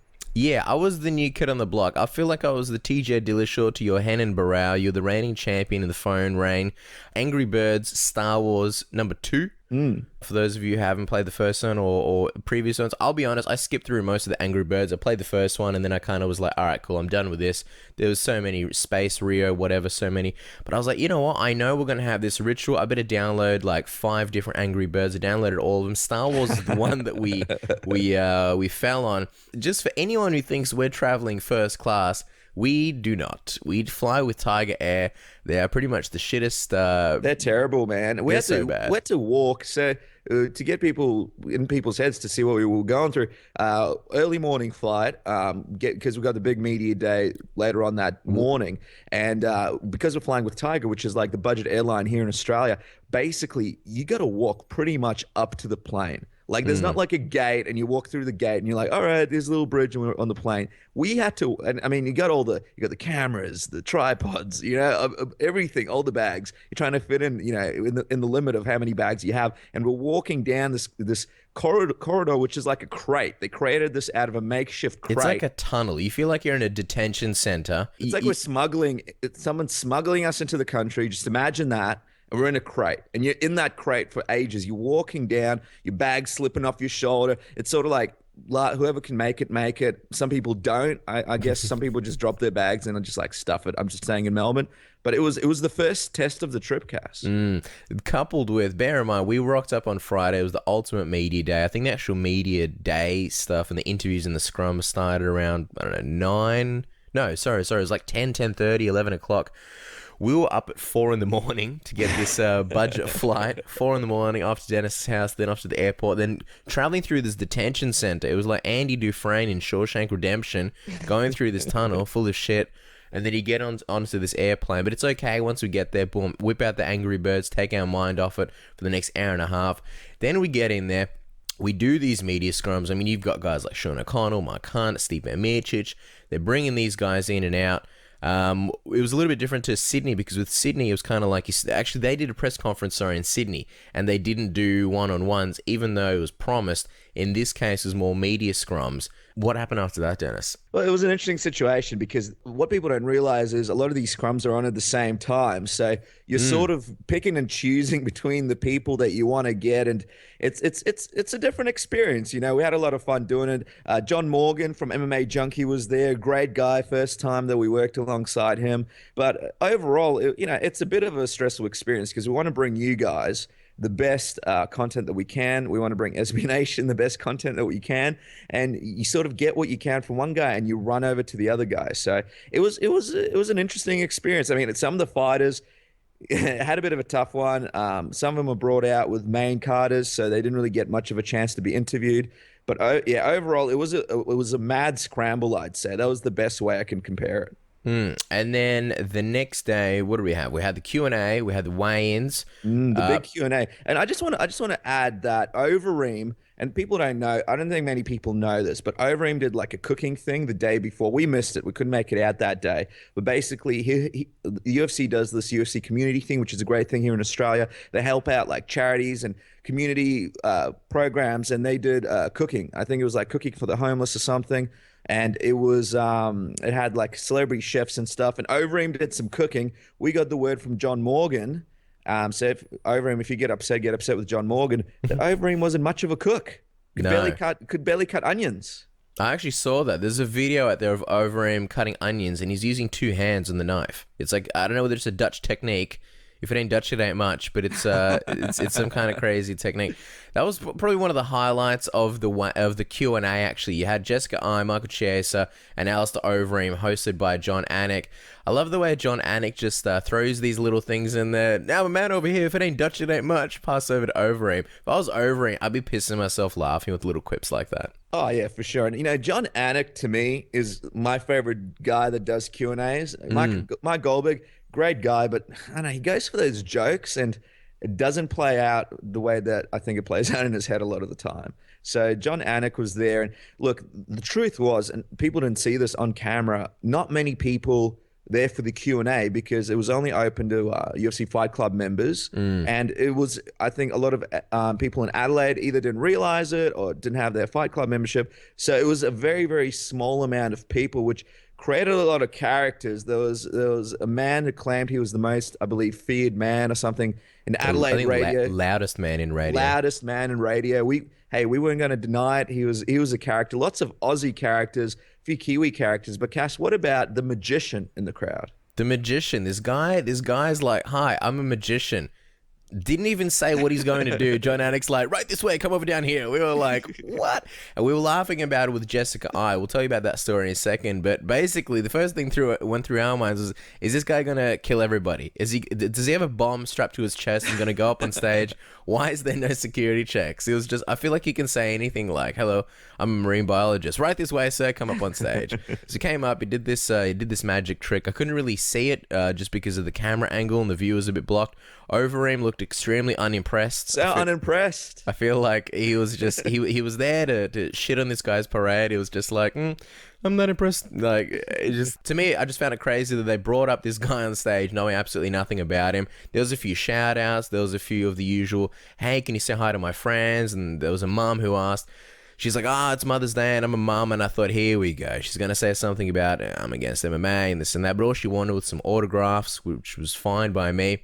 I will say, though, a lot of the fans in attendance, I feel like a lot of the fans were playing journalist and there was a lot of repeat questions.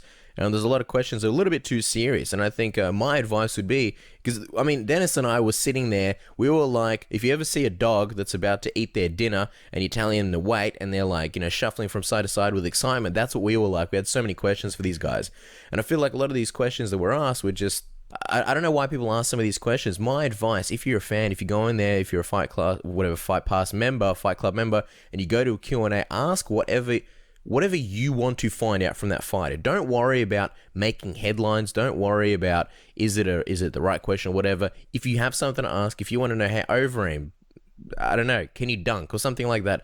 Ask those kind of questions because that's what's going to make for a fun Q&A, not the... I don't know. There was a lot of basic questions in my opinion. Yeah, there are a few mistakes made by fans. One fan asked Overeem to give his girlfriend a shout out. Overeem was taken back by this. I don't think this fan knew just how much of a sexy beast Overeem really was. Did the shout out. A few of the Overeem shout outs didn't quite get, not everybody got the shout out that they were supposed to. Don't know if these people were disappointed at home.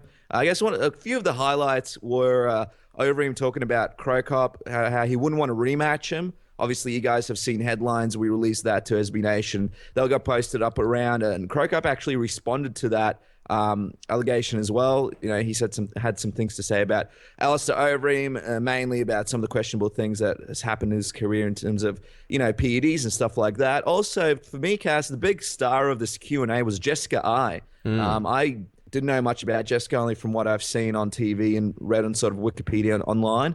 And I didn't know how much of a cool personality she was. Yeah, I saw a few things actually on YouTube. I don't like plugging other people's stuff, but BuzzFeed, they do some great stuff. The Try Guys, they do some fun stuff with the UFC fighters like Wyman and Anthony Rumble Johnson, Chuck Liddell, this kind of stuff. And I saw that Jessica I was really fun and really bubbly, and I figured, you know what? If you get her on that Q&A, she's going to steal the show. And steal the show she did. She talked about Ronda Rousey. We actually caught up with Jessica I later on that night, managed to track her down, got an interview with her. That will be up, I believe it's up right now, actually, on the channel. And we managed to speak to Ray Sefo as well. So we got some exclusives for you guys as well. Pretty interesting experience with Jessica I, wasn't it, Dennis? Yeah, great experience. Now, on to the weigh-ins, obviously. You guys saw what happened there. Nothing really huge happened, except for the very last weigh-in between Mark Hunt and Stipe Miocic. weigh-in went fine. Stipe, classy guy all the way through, except Cass, I just want to go back to this fact. Very, very tense during the media day pre-fight interviews. Different Stipe. Wasn't there to clown around. Didn't really look like he wanted to be there. Was sort of in his own zone, wasn't he? Well, if you see the interviews that we did a couple of months ago or a month ago, whenever it was that we went down to Adelaide originally, Stipe was all laughs and jokes and smiles, very, very laid back. Him and Hunt were laughing, playing around. There's video of the two of them goofing around with a reporter from, I think, Channel 9. And then at this Ultimate Media Day, Stipe was very short with his answers. I don't know whether it's a case of he was asked these questions so many times before, but it seemed like he didn't want to be there. We actually spoke to Jessica I, and she mentioned, look, it's not nervousness. He's not nervous. It's just one of those things where he just wants to get it over and done with. He just wants to get in there and do it already. He's sick of talking about it. He just wants to do it. And I think that when you see Stipe, when you see interviews, when you see the way he is, it makes a lot of sense. I think in his personal life, he's a fun guy, happy guy, and this and that. But I think when it comes to fighting, I don't think he likes to talk too much about it. I don't think he likes to talk about what he's going to do to his opponent, what his game plan is. I think before the fight and after the fight, I don't think he really likes to talk too much about it. I think he's the kind of guy who really likes to just speak with his actions, go in there and get it done. And on the weigh-ins, I would forgive people if they thought that Stipe looked a little bit nervous, because it almost looked that way. And Hunt looked extremely relaxed. Hunt actually did a funny thing. I don't know if people caught at the Ultimate Media Day when they did a stare down. Hunt was cutting weight. He just started cutting weight. He mentioned that he put on too much muscle. He lifted up his shirt. First of all, it wasn't a pretty sight, but he also had a whole bunch of garbage bags underneath his jumper. So the whole way leading up to the fight, Hunt was really, really, really relaxed, and Stipe looked really intense. Yeah, that's right. And if you guys can go into the moment and just imagine all of this build-up, and also the build-up video before they came out on stage, it was sort of built up for the Aussie fans and sort of gave the impression that Mark Hunt was going to knock him out. He got all the last words in the videos. He was saying it. And at that weigh-in, before he walked off stage, he was talking to John Anik. And I don't think people realize just how close he stood to Stipe when he said this, but we tried to put it up and from a couple of angles just so you guys could see. But he pretty much almost to his face said, tomorrow I'm going to knock you out. Something along those lines. And that's a pretty huge thing, Cass. I mean, if I was there on stage, someone said that to me, tension's running wild. I don't know how I'd react, but Stipe, the ultimate professional, still gave him nice answers, still walked off the stage. I think even, was still didn't say, hey man, I'm going to knock you out. It was really crazy to see, how much restraint he really has. I think Stipe is one of those guys, he's very hard to break in terms of who his character is. Like, I just don't see Stipe talking any trash to anyone. When you get a guy like Mark Hunt, who is a nice guy, but when he's saying to your face that I'm going to knock you out, mate, and then John Anik puts the microphone to your face, it's at the weigh-ins. It's not like Stipe is cutting 30 pounds or anything like that. He's fresh, he's cool, and he doesn't feel the need to talk any trash or anything like that. And every time he was interviewed, he'd never say anything bad about Mark Hunt. The whole time, even when Mark Hunt would say things like, you better bring a pillow to Adelaide, I'm going to knock you out. There was never one moment when Stipe talked trash. I think the UFC, in terms of a marketing perspective, they may not necessarily like that. But I just think that really speaks volumes about who Stipe really is as a person. I mean, he is one of the nicest guys in MMA. And I don't see any time where he's ever going to talk trash, especially considering the heavyweights in the UFC. There's not really too many trash-talking heavyweights. Yeah, exactly right. And as Casper mentioned, and you guys probably would have watched this already, Jessica I, we spent some time with her. We got a chance to spend some time with Jessica I, visited her at the hotel room and shot an exclusive interview. I'd spent quite a bit of time after the interview just chatting with her, getting to know her. Gotta say, just very, very impressed with it. Just such a great girl. One thing about it that really gets me excited about the fact that if she does fight Ronda Rousey is the fact that she has incredible belief in herself. I mean, she believes she's the person to go out there and beat Ronda Rousey. She thinks it's her destiny. She's a big believer, and if you think positive things, these things are going to happen. It was a great interview, but post-interview, we just had a great time with her upstairs in her hotel room, just having a chat, having a laugh, really getting to know the person behind Jessica I. She is a very, very sincere person. She's not trying to be anyone that she's not. I mean, she's said some stuff about Ronda Rousey at the Q&A about how she wouldn't armbar her, blah, blah, blah. This is who she is. She's just one of those personalities. She's a very captivating personality, which makes me believe that if she does get past Miesha Tate, I mean, it's going to be a difficult test, but if she does, it will be a great, great build-up towards her fight with Ronda Rousey. I think almost Conor McGregor-ish she is in her confidence. I think Conor McGregor is a lot more brash, and I think he puts on more of a show. But I think with Jessica Eye, you're getting someone who's extremely confident, but it's all very genuine. She doesn't really say anything to necessarily put people down. She's more of a matter-of-fact kind of person. And even what she said about Ronda Rousey, she wasn't talking trash about it. All she really said was that she's not going to armbar her, and she's going to be sticking her left hand in Ronda's face the whole time. So if she does get past Miesha Tate, it's a fight that I'll definitely be excited for. Let's talk about the actual event itself. I mean, you've got 8 o'clock. Oh, no, I think we woke up 7 in the morning that day. That night, we went to bed quite late. And the following night before that, we were up till early in the morning doing stuff as well. So a couple of late nights for us. No earlier than 2 in the morning. And then the day of the fights themselves, we were up at 7 in the morning. I think the first fights kicked off at 9:15. So we had to be there at 8:15 for media check-in. Got in there, they say, here you go, here's your tickets, guys, you're sitting press row. For those who don't know, that's cage side, fantastic, good stuff. The usual, we get into the media room. I will say the media room in Adelaide is actually nicer than Sydney. Nice media room. Bit far, though, a bit far. In Sydney, the walk wasn't as much. You go straight from ringside back in there. But there was one enemy that I just can't handle every time. An enemy I like to call steps. A lot of steps between back and forth. People that know Dennis know that Dennis doesn't do steps. Just don't do them. I crawl up them. I don't know how to handle them. It was a difficult blow for me early in the morning. Yeah, I think the media room itself was nicer. It was a lot smaller and it was a lot more cozier. To paint you a picture, in Sydney, the media room was almost like a hall. It was huge. They had to curtain off half of it because it was that big. Here it was a nice little media room, and one of the best things is you get in there and there's a massive buffet of breakfast.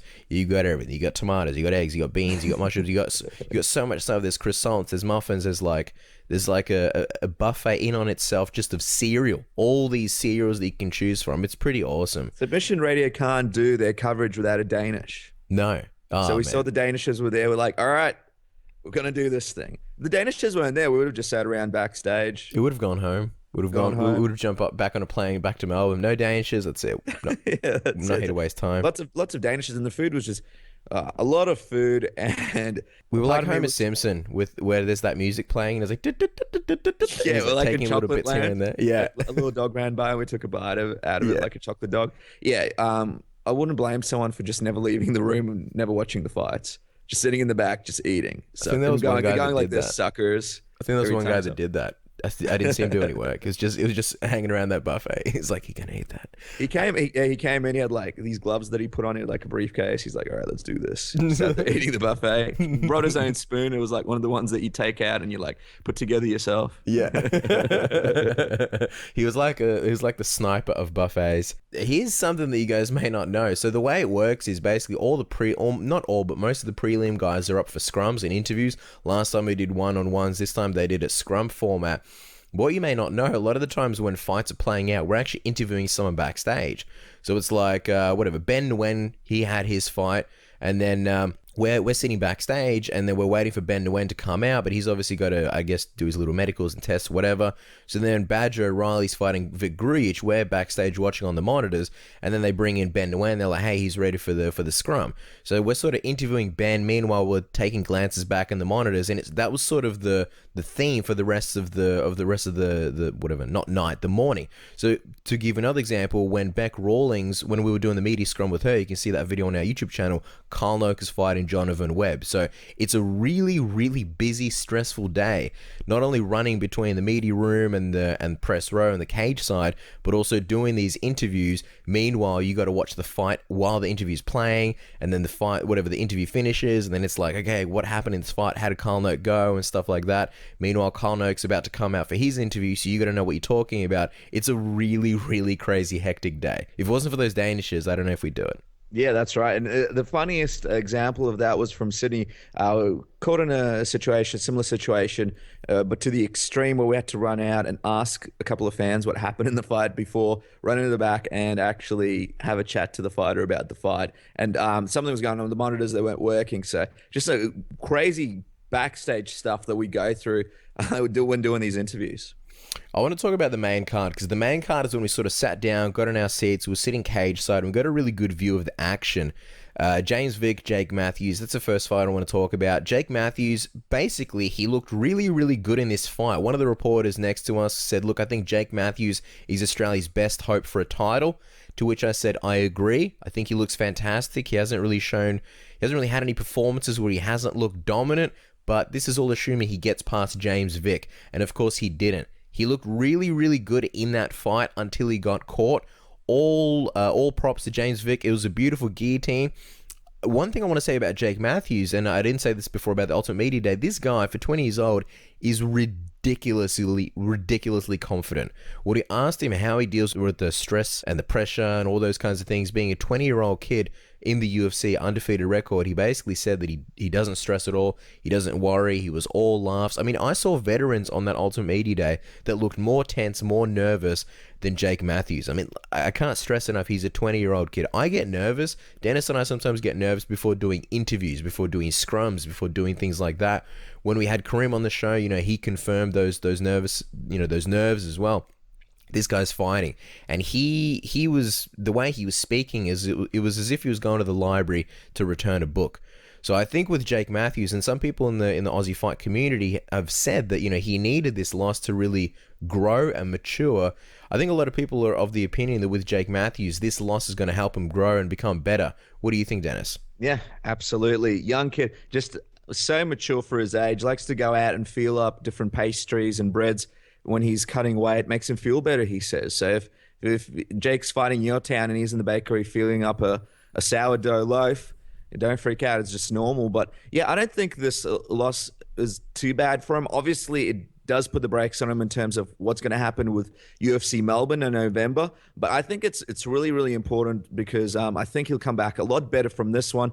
A couple of questions in my mind is, what's going to happen with his training? Obviously, he trains out of his dad's gym. Him and his dad have a gym, and he brings in a lot of quality training partners there. It's very easy for him. But I'm curious if he'll ever reach a level where his opponents are going to get so good he'll need to go out there and maybe work out in a well-known camp like a TriStar, like a Jackson Winklejohns. But in saying that, we did do an exclusive interview with Robert Whitaker where he said he was a TriStar and just completely lonely, and that he hated being over there, and he loves, not because of the camp or anything, but just because he was away from home, and that he loves being, training in Sydney with his teammates and being able to have his family around. So each to their own. There are plenty of people that succeed without going to those big camps, but just very curious to see what kind of Jake Matthews we'll see next. He was beating James in all sorts of ways before he got caught in that choke, and that's absolutely normal. People get caught.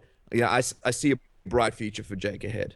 Yeah, I don't like to sort of take anything away from fighters, but I think if they did have a rematch, I'm not saying Jake would win 9 out of 10 times, but like I said, he was extremely dominant up until he got caught. I think it's one of those things, it's almost like when a fighter gets caught with a big punch and gets knocked out. It happens to everybody. My sort of questions are, how will Jake handle this? Because with confidence being such a big factor, I wonder how big of a factor that was in his performances. Do you know what I'm saying? Like, what if he comes back and he's gun shy and he starts to question himself? I think sometimes when a fighter has confidence on his side, they go in, they don't have any worries, and they perform so well because, it's almost like the fear of the unknown isn't there. And I think sometimes when you get older and you suffer a few losses and you get a few setbacks in your career, you start to worry. And when you go into a fight, you think, I don't know if I want to throw this punch. I don't know if I want to go for this takedown, because what if they counter? What if this happens? What if I lose money and things like that? So I'm very curious how Jake will handle this loss and how it'll affect him mentally. Yeah, that's a great point. And I guess it's just something that we're going to have to wait and see. But look, this huge November Melbourne card is happening. I know that he just had a loss, but I still think he's one of the brightest young stars that Australia has to offer. I still think he has a huge future. And I'd love to see him on the prelims of that card, man. I still think he should get another opportunity on that card. I think it would be a great opportunity for him. He's a Melbourne boy, so we'll see what happens, and hopefully he's there mentally and even better than he looked in UFC Adelaide. Now, the next main card of fight of the night was Anthony Perosh and Sean O'Connell. Sean O'Connell, Cass, I mean, Jonathan from MMA Junkie did say that he felt like he was the MVP of the media day. And we felt like it too. I mean, he was great to interview. He had incredible insight on stuff. Very, very smart guy. Actually released a book, believe it or not, and it's really, really good from what we've read and what people have said. In this matchup, I thought Anthony Perosh would go out there and beat him. I thought it might be a mismatch, and they want Anthony to go on and have a big fight there at UFC Melbourne, but Sean came out there and he really laid it on Anthony. Initially, I said I thought the stoppage was early, but looking back over the footage, I thought it was just Sean O'Connell getting it done and looking very good doing it. What did you think of the fight, Cass? I honestly thought Anthony Perosh was going to do his usual. I thought he was going to take him down, trip him, and sink in a rear naked choke or pound him out. I thought it was going to end in the first round. I didn't see this going any longer. I didn't see this going to be a war or anything like that. Sean O'Connell, when we spoke to him, he said that he thought he had the better wrestling. I thought that Anthony Perosh still would be able to take him down. With Anthony, it's not really about his wrestling. He's not the type of guy that goes in for double legs. He really likes to trip guys and get in there from the clinch.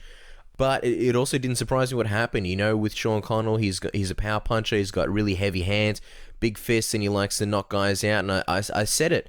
I don't know whether I said it to Anthony or Sean O'Connell, but one of my questions was, do you think the first round will be the most dangerous? I think I asked Sean. And that's pretty much what happened. It was either going to be Anthony Perosh getting that rear naked choke or some kind of submission, or Sean O'Connell blasting him. And man, really, really impressed with not only Sean O'Connell's performance, but just him as a personality. By far the biggest star in my books in terms of personality from that whole event. You got a lot of nice guys, a lot of great fighters, but in terms of personality, that dude's a guy that you should definitely keep your eye on. If you haven't, check out the scrum that we did with Sean O'Connell from the Ultimate Media Day. He talks really, really in-depth about Reebok, about John Jones, mentions how he doesn't empathize with John Jones and how he doesn't drink and he doesn't do that partying, so he can't say, well, you know, we've all been down that road. I don't see Sean O'Connell as necessarily the type of guy that's going to go all the way to the top and become a title contender. But then again, neither was Anthony Perosh anyway. So it was a battle of two guys that just go in there for fun fights. I think with Anthony Perosh, because people don't expect him to get that title shot, you know, it doesn't really take too much steam off him. Yeah, it's a worse loss than losing to a guy like Ryan Bader, who might be fighting for the title soon, but Perosh will still maintain his position as being one of those guys. They bring him out for the Australian cards and they bring him out for the fun fights. And I hope with Sean O'Connell, man, him versus Fabio Maldonado, I think that will be a great fight. Yeah, agreed. And, you know, just a couple of backstage stuff that you guys didn't realize. Media Day, it was very strange. They brought out Sean and Anthony at the same time to do the scrums. They pretty much were sitting next to each other. And Anthony was talking about some of the advantages that he had over Sean when he came in. And just the hilarious look from Sean where he was leaning over and had this look on his face, like listening to what Anthony was saying. Very, very comical. And then, of course, at the weigh-ins, a game of paper, scissors, rocks. Sean O'Connell comes out there. Anthony Perosh has his fists up. Sean goes for the paper, scissors, rocks. Bang. Gets paper and puts it on Anthony's fist. Looks hilarious. A very, very clever thing from Sean. And then Anthony put his arm up. Not the best comeback there. But the other thing with Anthony, of course, was that you guys may not realize was he sounded really, really sick going into the fight. We interviewed him. His voice sounded like sort of a very horsey. He said it wasn't as bad as before when he had looping cough before a fight. But he definitely wasn't 100% there in terms of, you know, physically. He sounded quite bad. Looked like he had a bit of phlegm in the old lungs or, yeah, whatever it was. He did have a bit of a head cold going into that one. So there's something that you guys didn't know. I want to talk about Robert Whittaker versus Brad Tavares. I think I'm not the only one who thought Brad Tavares was going to beat Robert Whittaker, right? Oh, well, yeah, I didn't. Look, I love Rob. I think he's a great guy. We know him quite well, but didn't give him much of a shot in this one. Thought this was going to be an easy one for Brad. I think with Brad Tavares, he's had a few setbacks in his career, but other than that, he's looked really good. He's got fantastic takedown defense. He's got very good wrestling. He's got knockout power. He's got good leg kicks. He's young. Obviously, Rob's younger, but you know he had a lot of things going for him. And I think he took apart Nate Marquardt. If you look at his losses, I mean, he lost to Aaron Simpson a long time ago, but other than that, really, he's lost to Yoel Romero. I mean, Yoel's a beast. Who knows? He may be fighting for the title soon. Yeah. And then you got Tim Boetsch in a fight where he was really picking Tim Boetsch apart, and then he got caught. So Nate Marquardt Robert Whittaker on the other hand, I mean, he's had losses to guys like Josh Wonderboy Thompson and Court McGee. I just thought, wow, Brad Tavares is a really, really stiff test. I thought he was going to run through him. I thought if anything, it'll be at least a fun fight. Jesus Christ, was I wrong. Robert Whittaker, him and that left hook, absolute pinpoint accuracy, really, really put it to Brad Tavares. And the cool thing was, sitting cage side, we actually saw Brad Tavares drop right in front of us. So as Robert Whittaker was on top of him, pound him out, we were literally watching it from about a couple of meters away. Yeah, it was unbelievable. A completely different fighter at middleweight. I mean, a lot of people say, look, this weight cut takes a lot out of me and I'm a different fighter and I'll be better off if I go up a weight class. Haven't seen a better case of that than Robert Whittaker. Just completely different in the sense that it looks like he has a lot more power in his punches. Just looks like a different fighter. It was a great idea for him to go up to middleweight. I honestly didn't know if it was the right idea because didn't think he was big enough for middleweight, but he just looks amazing. Couple of great wins for him. And by the way, for everybody who didn't really realize watching on TV, that was the biggest reaction of the night from Australia, for the Australian fans there. It sounded like the roof was going to come off the stadium. And mind you, crowd just wasn't quite there for the whole event. I feel like these early morning starts, a bit too difficult for the Aussie fans. This one in particular, very, very quiet, especially when a lot of Aussie fans were coming out, guys like Prosh and that. So I guess I expected a bit more from the crowd, but in that moment when he knocked Brad down, the roof was going to come off that place. Everybody was screaming, yelling. It was just a magnificent moment. Possibly for us sitting there, the biggest moment for the fans of the night. Everybody just went ballistic. Yeah, and I think with Rob, I mean, that's twice now that he's basically made the upset. People really didn't give him any credit against Clint Hester. I think us included. I thought Clint Hester, had the advantage on the feet, real physical specimen. Rob obviously coming from welterweight. I think people are really starting to see what Robert Whittaker is capable of, and that even though he came from welterweight, he's a physical specimen at middleweight. Even though he's not really that big, he's got speed, and that's the thing that can, as they say, speed kills, and that's something that can get you really fast. So I'm very curious to see who he fights next. He's now ranked in the top 15. He's knocked off the number 14 in Brad Tavares. So, and we've got an interview up with him post fight. We did another interview with him in the hotel room. Spoke to him. He's a really, really interesting guy. I mean, I don't want to use the term nerd, and if I am, I'm going to use it in the nicest way, but he's a guy much like us. I mean, shit, I'm a huge nerd. I love Grand Theft Auto, I like video games. He likes to play Diablo 3, likes to play Grand Theft Auto. He was, I think, talking about Civ 5. I don't even know what Civ is, but he's a huge, huge gamer. Just a really, really, really nice guy. So I can't wait to see who he fights next, and if you haven't had a chance, definitely check out that interview on the channel. Yeah, and just a shout out to his dad, who's a great guy. I believe his name's Jack Whittaker. Great guy. We were upstairs, like Casper mentioned, doing that interview. People don't realize this, but Rob is very, very young. He's 24 years old. I mean, he's got a kid on the way. He's very mature for his age. But this is a case possibly where people overlooked him. I mean, everybody speaks about Jake Matthews in a highway. He could be a contender in the future. I think Robert Whittaker, he's probably our biggest chance for a young contender in the future fighting for the title. I'm very, very excited to see who they match him up with next. Very, he doesn't like to talk trash. Will fight whoever the UFC give him. Trains hard, smart kid. So we're very excited to see what happens. And one of the things that we found out from him was, not going into any specifics, but he mentioned, he's happy with this Reebok deal because previously, he's had sponsors that have taken time to pay him or didn't pay him and stuff like that. So it's just another case where, a fighter's happy with a Reebok deal because he guaranteed that money every fight. Let's talk about the main event. Stipe Miocic versus Mark Hunt. I want to talk about the atmosphere. When Mark Hunt came out to Freaks by Savage, when that song came out a while ago, I said to my girlfriend, I said, this right here would be the perfect song for Mark Hunt to come out to. If Knockouts had a theme, it would be this. And Mark Hunt, he's an interesting guy. Sometimes a little bit strange, as people have said. You see his Facebook statuses, his tweets. Very different guy. I think a lot of the statuses that he posts up are very esoteric references to him and his friends. So I think the title Freaks and the way it sounds, and obviously Savage being a fellow New Zealander, it was the perfect theme. So the crowd went nuts when Mark Hunt came out. Something that I don't know how it came through TV, but Stipe Miocic's entrance music, I don't know what the song was, but it sounded really eerie, almost like you were in a graveyard and a couple of dudes were meeting up at like midnight to fight. Really seemed really, really badass, and it went with Stipe's whole demeanor of not talking much, just going in there for business essentially. fight got started, Hunt looked really tired from the beginning. He mentioned afterwards that he didn't feel it, and this is something that I've noticed a lot of the fighters. Alex Chambers as well. She mentioned she said, I don't know what it is. There was something about today, but I felt really tired. Mark Hunt also felt tired. Kyle Noak, he didn't say anything, but he also said that obviously he was unhappy with his performance. I actually ran into Kyle the next day, and he actually looked pretty bummed out in general. So I don't know what it was in the air. I don't know whether the Aussies, and I'm not trying to make excuses, but I don't know whether the Aussies just, I don't know. I think maybe with the Americans, they came and they had to really acclimatize. They had to go in and go, okay, I'm in a different time zone. I need to acclimatize for this fight. I don't know whether the Aussies just thought, look, I'll be fine. It's in the morning. I live in the country. I'll be fine. But yeah, there was something in the air about everybody getting tired. What did you think of this fight, Dennis? What did you think about the main event and Stipe's destruction of Mark Hunt? Yeah, it was, like you said, an absolute destruction.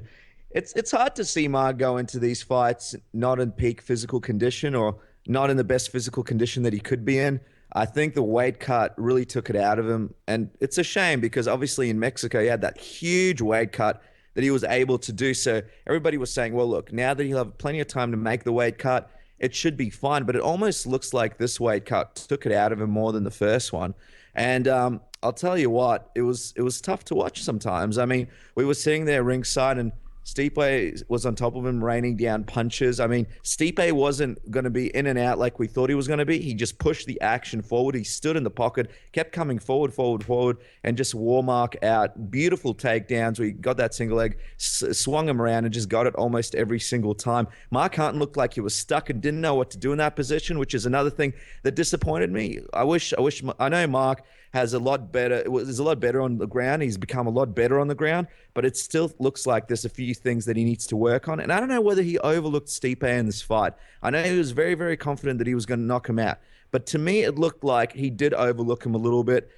Certain parts of the fight, I thought it could have been stopped. I mean, Stipe was looking at the ref. I know that Mark Hunt was telling the ref that he's fine, but there's one thing telling the ref that you're fine, and another thing where you get punched in the face repeatedly. If you get punched in the face repeatedly and you can't stop it, I think the fight should be stopped. No doubt about it. Mark Hunt has a face structure like no other. Who knows?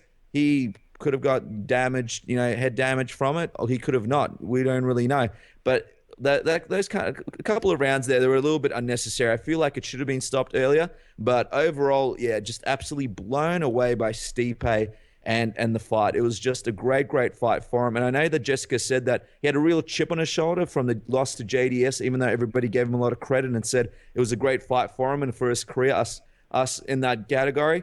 But I think he was just very, very happy to get that win and put that JDS loss behind him. Yeah, a few things that I took from that fight. First of all, we were speaking about it when we were sitting there watching. We were amazed at how close Stipe was standing in terms of being in range. I mean, he was basically standing in the pocket with Mark Hunt, putting the pressure on him. I really, like a lot of other people, I thought he was just going to be in and out, work the jab, move around, kind of like he fought Roy Nelson, but he was very different. He really, really put the pressure on him. And with Mark Hunt, I just want to touch on that weight cut. It seemed like he was having problems from the get-go. In the media scrum, he mentioned that he put on too much muscle.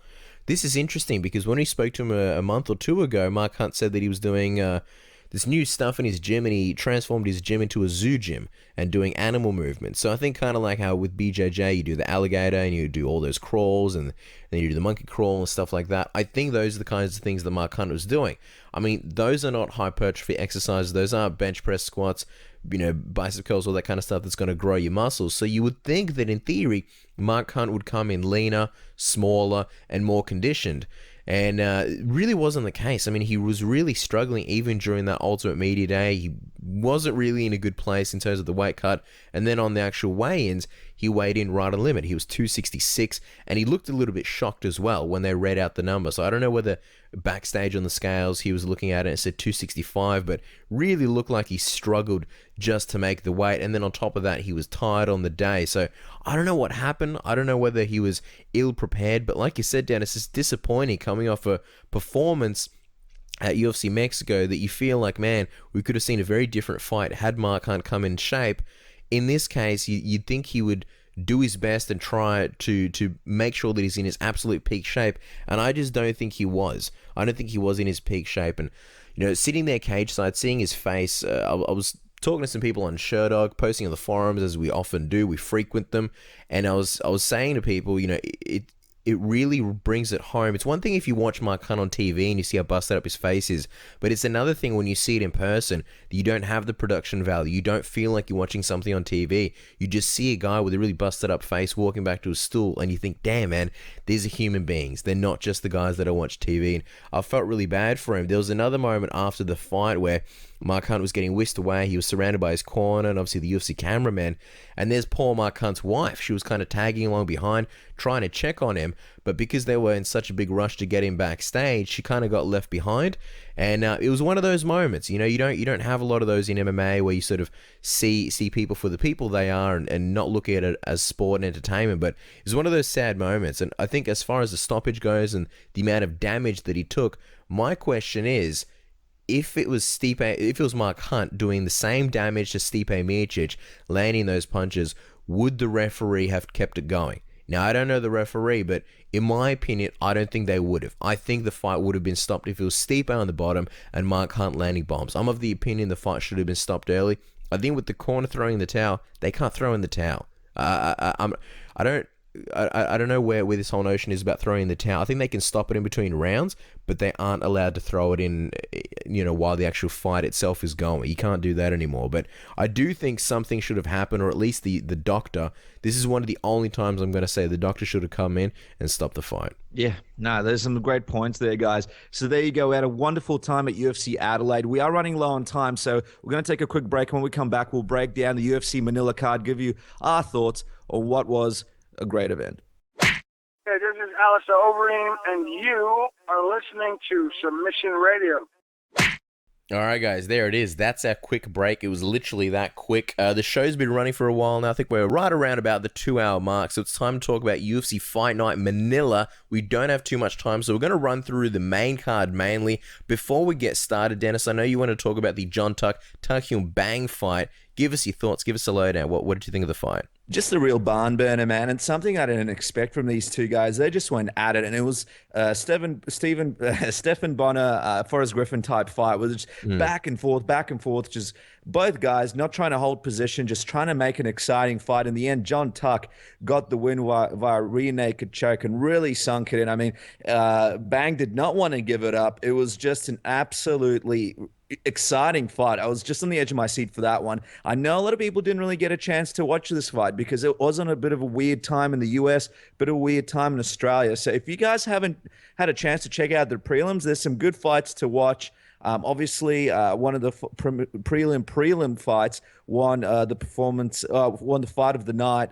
John De Los Reyes versus I can't even pronounce the name. Roldan Zanchan, and I really apologize to those guys because I absolutely destroyed the names. But yeah, the prelims had a lot of excitement. But for me, the John Tuck Bang fight, that really stood out. It was a really great fight, and I really recommend to everybody listening to the show, go back and check it out. It'll be worth your while. A great fight, and it only lasted about a round, but just an absolute back and forth war. Yeah, well, given that John and Roldan are getting $50,000 performance of the night, fight of the night bonuses, I think they'll forgive you for butchering their names, and I actually don't think you did that badly. Honestly, before we talk about this main card, I just want to say, as far as an event in general, I didn't love it. I always try and be as positive as possible about events. I don't like to go out and just slay events, but this one kind of reminded me of UFC Poland. There was a lot of times where I felt like I was falling asleep, and I know in America, like I Googled current time in Las Vegas when the fights are going on. I think it was like 6, 7 in the morning. So kudos to anyone who actually either stayed up or woke up really, really early to watch the fights. If you stayed up overnight, Jesus Christ, you must be a beast. Dennis and I, we didn't watch it live. We obviously watched it, here at a cushy time of like 12 p.m., nice in the afternoon. And I found myself falling asleep through a majority of the fights. I don't know what it was. It was a huge, huge broadcast. It went 40 minutes over the allotted 3-hour time slot. That's a big time slot. And if you're going 40 minutes after, Jesus, my poor Foxtel didn't even record all the fights. I had to find it on Foxtel and rewatch a replay. But I don't know. I didn't love it. There was a lot of decisions. There was a lot of split decisions. Most of the finishes, there were only, I think 3 or 4 finishes on the whole card, and most of them were buried on the prelims. So as a whole event, I'm just going to go out there and say it, I didn't love it. Yeah, Cass, when I was watching the fights, I definitely felt it. There wasn't as much excitement. A lot of fights were really drawn out, played out on the ground, not much action. I think a couple of really cool moments saved the event. I think there were a couple of fights, a couple of breakout performances that saved the event for me. Some great performances in the prelims. If people didn't get a chance to watch that and just watch the main card, I could see as well why they would be bored. But again, on the main card itself, a lot of boring fights. And, I think we're going to kick it off. One of the fights where I felt it was quite boring, not very exciting. Cass, let's kick it off with the Nova fight. What did you think about this one? Yeah, Philippe Nova versus the Korean Bulldozer. There's a lot of controversy about this one. I think Philippe Nova, given, for those who don't know, he's from New York. He's a nurse. He's from The Ultimate Fighter Season 8, I want to say. The Team Nagaro versus Frank Mir. And on that season, people thought he was the man, that he was going to come and win the whole thing. Of course, Efren Escudero ended up winning it. And then Philippe Nova, was out of the UFC not too long after. So he had a big layoff. He didn't fight from June 2013 until January of this year. And of course, when the Manila card was announced, boom, in comes Philippe Nova, because obviously he's a proud Filipino. Now, when I saw him in the first round, I was very curious to see how's he going to look after such a long time away from the cage and away from facing high-level opponents.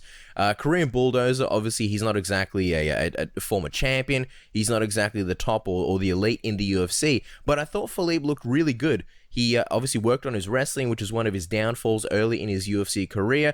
His wrestling looked great. He really looked to put the Korean Bulldozer up against the cage. One thing I was thinking, though, the way he was fighting, it's a very taxing way of handling your opponent. I kind of thought, wow, I don't know if he's going to really last that long into the late rounds. I don't know if he's going to be able to keep up this kind of pace. And sure enough, he did wane. In the second round, he was dominant for probably, the first 2.5 minutes. He got some takedowns. He didn't really do much damage, though. Every time he took the Korean Bulldozer down, he didn't really do much damage. And then when the Korean Bulldozer ended up taking him down, he ended up throwing a lot of ground and pound, doing, I wouldn't say a lot of damage, but at least the strikes were connecting. The reason why I would give that round to Philippe, though, would be because of his submission attempts. There was, I think, at least one armbar and then a triangle, and then later on in the rounds, even though he was on the bottom, he threw up another submission. So to me, he won rounds 1, he won round 2, and then the third one, he basically faded and the Korean Bulldozer took over. Not much of a wrestler himself, the Korean Bulldozer, and he started getting some shots off.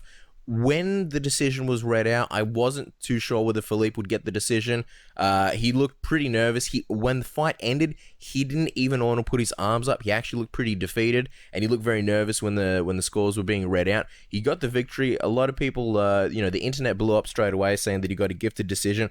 I went back. I was very confident that he won the first round. I rewatched the second round, and I have to say, it definitely goes to Philippe Nova. So I do think he deserved the decision. What did you think, Dennis? Yeah, without a shadow of a doubt, I do believe he got the decision, just really dominating the Korean Bulldozer in a lot of the rounds in the fight. And, it's good to see him back in the UFC with a win. I mean, he was out of the UFC. I believe he was 5-2 or something outside the company, 3 wins in a row. But it can be tough. You're making a big return after such a long layoff from the octagon and the ring in general, and you're fighting in, a country that's near and dear to you. It's a lot of pressure, and I could see that. He came in with a game plan where he really wanted to edge out that win, and he did. I'm just interested to see if we'll see the same domination that he showed off in the Ultimate Fighter house when he was first, looked at as a big prospect in the UFC. Just wondering what we'll see from him next. But in terms of the fight, I didn't find this fight very entertaining, Cass. I have to be honest with you. I do enjoy the grappling. Obviously, you and me, we grapple sometimes ourselves.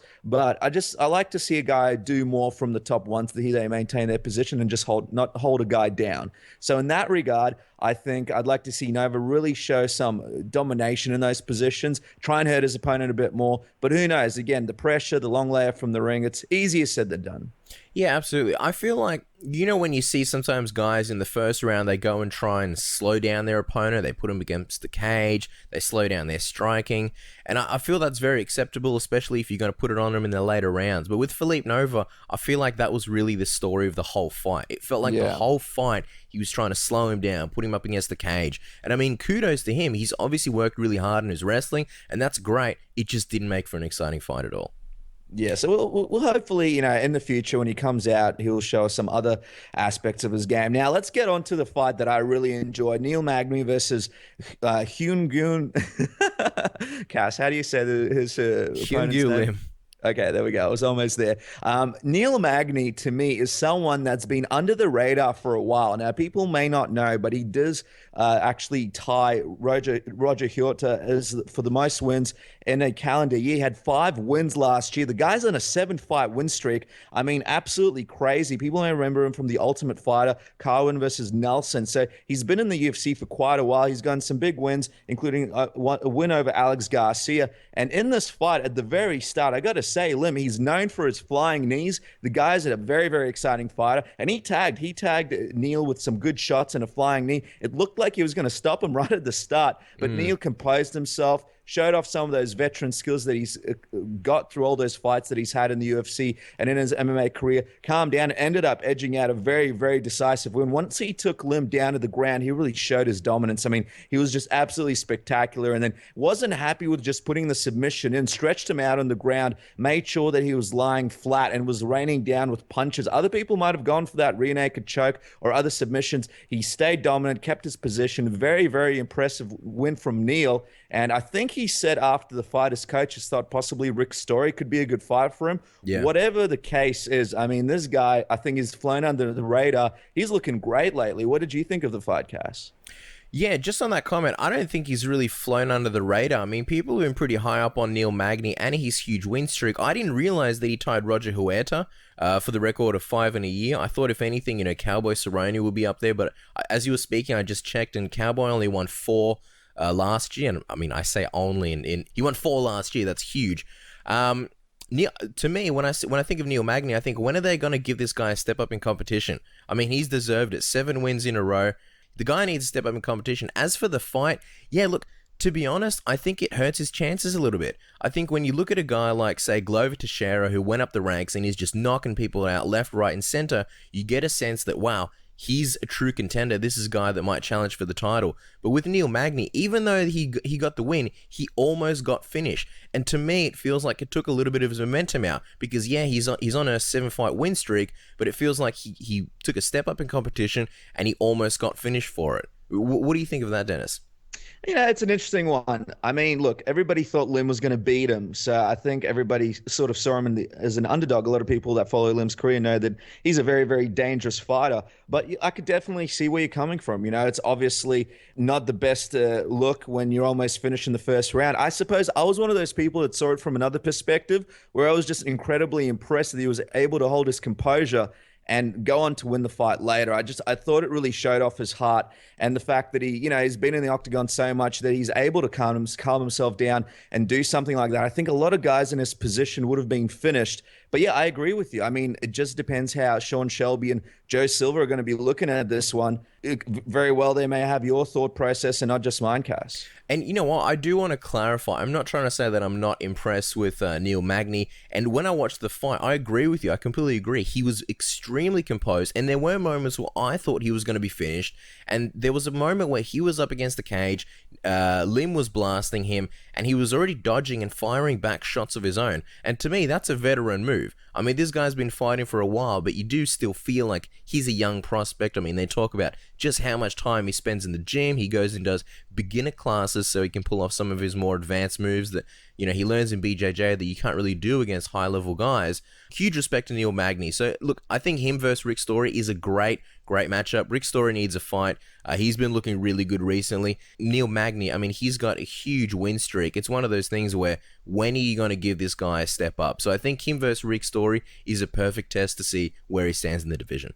Yeah, and a big loss for Lim. I mean, everybody thought that he was going to beat Neil Magny. I mean, not everybody, but I believe the odds had him as the favorite. And he's, had some battles with Tarek Saffiedine, has had some impressive victories, some impressive KOs, and almost had him at the start. I mean, the guy is an exciting fighter. The type of shots that he throws, they may not be the most technical, but a guy that does flying knees, it's like, are you kidding me? He is exciting to watch, but unfortunately wasn't able to pull it out. And I mean, Magny really showed off the fact that he has some issues on the ground. So I'd like to see Lim go back and focus on the ground, come back, mix that together with his exciting striking. I still think he's got a lot of opportunities in the division, obviously only 30 years old, and they're still trying to expand in Asia. This guy could be the guy for them in Asia if he puts it all together.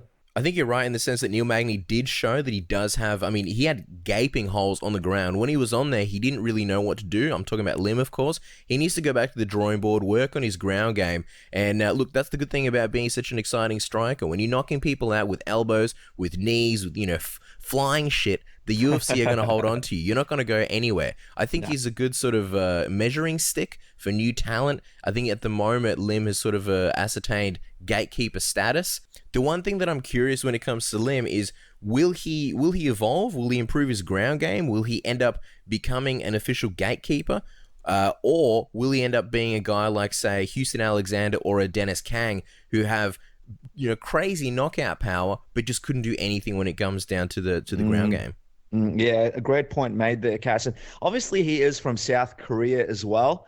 And he trains out of, I believe, Korean top team. That's right, Korean top team. And I'm sure they have some really good grapplers, but because the sport is quite new in a lot of the Asian countries, their level of grappling just isn't up to the standard, especially of people in the US and other places around the world. So maybe it's a case of him having to travel abroad a bit and train across a few different training camps, really focus on that grappling. I mean, Bassarutin spoke to us about the fact that once he lost via submission, he just spent all his time practicing his submission moves, even on his wife in the middle of the night. So for some of these guys, that's what it takes to catch up to guys like Neil Magny, who have been doing it for a really, really long time. Hopefully that's the road that he takes. Yeah, and even Josh Koscheck doing it in reverse, where he had wrestling and he would focus just on striking. And, it cost him a few times, but he actually ended up being a really good striker.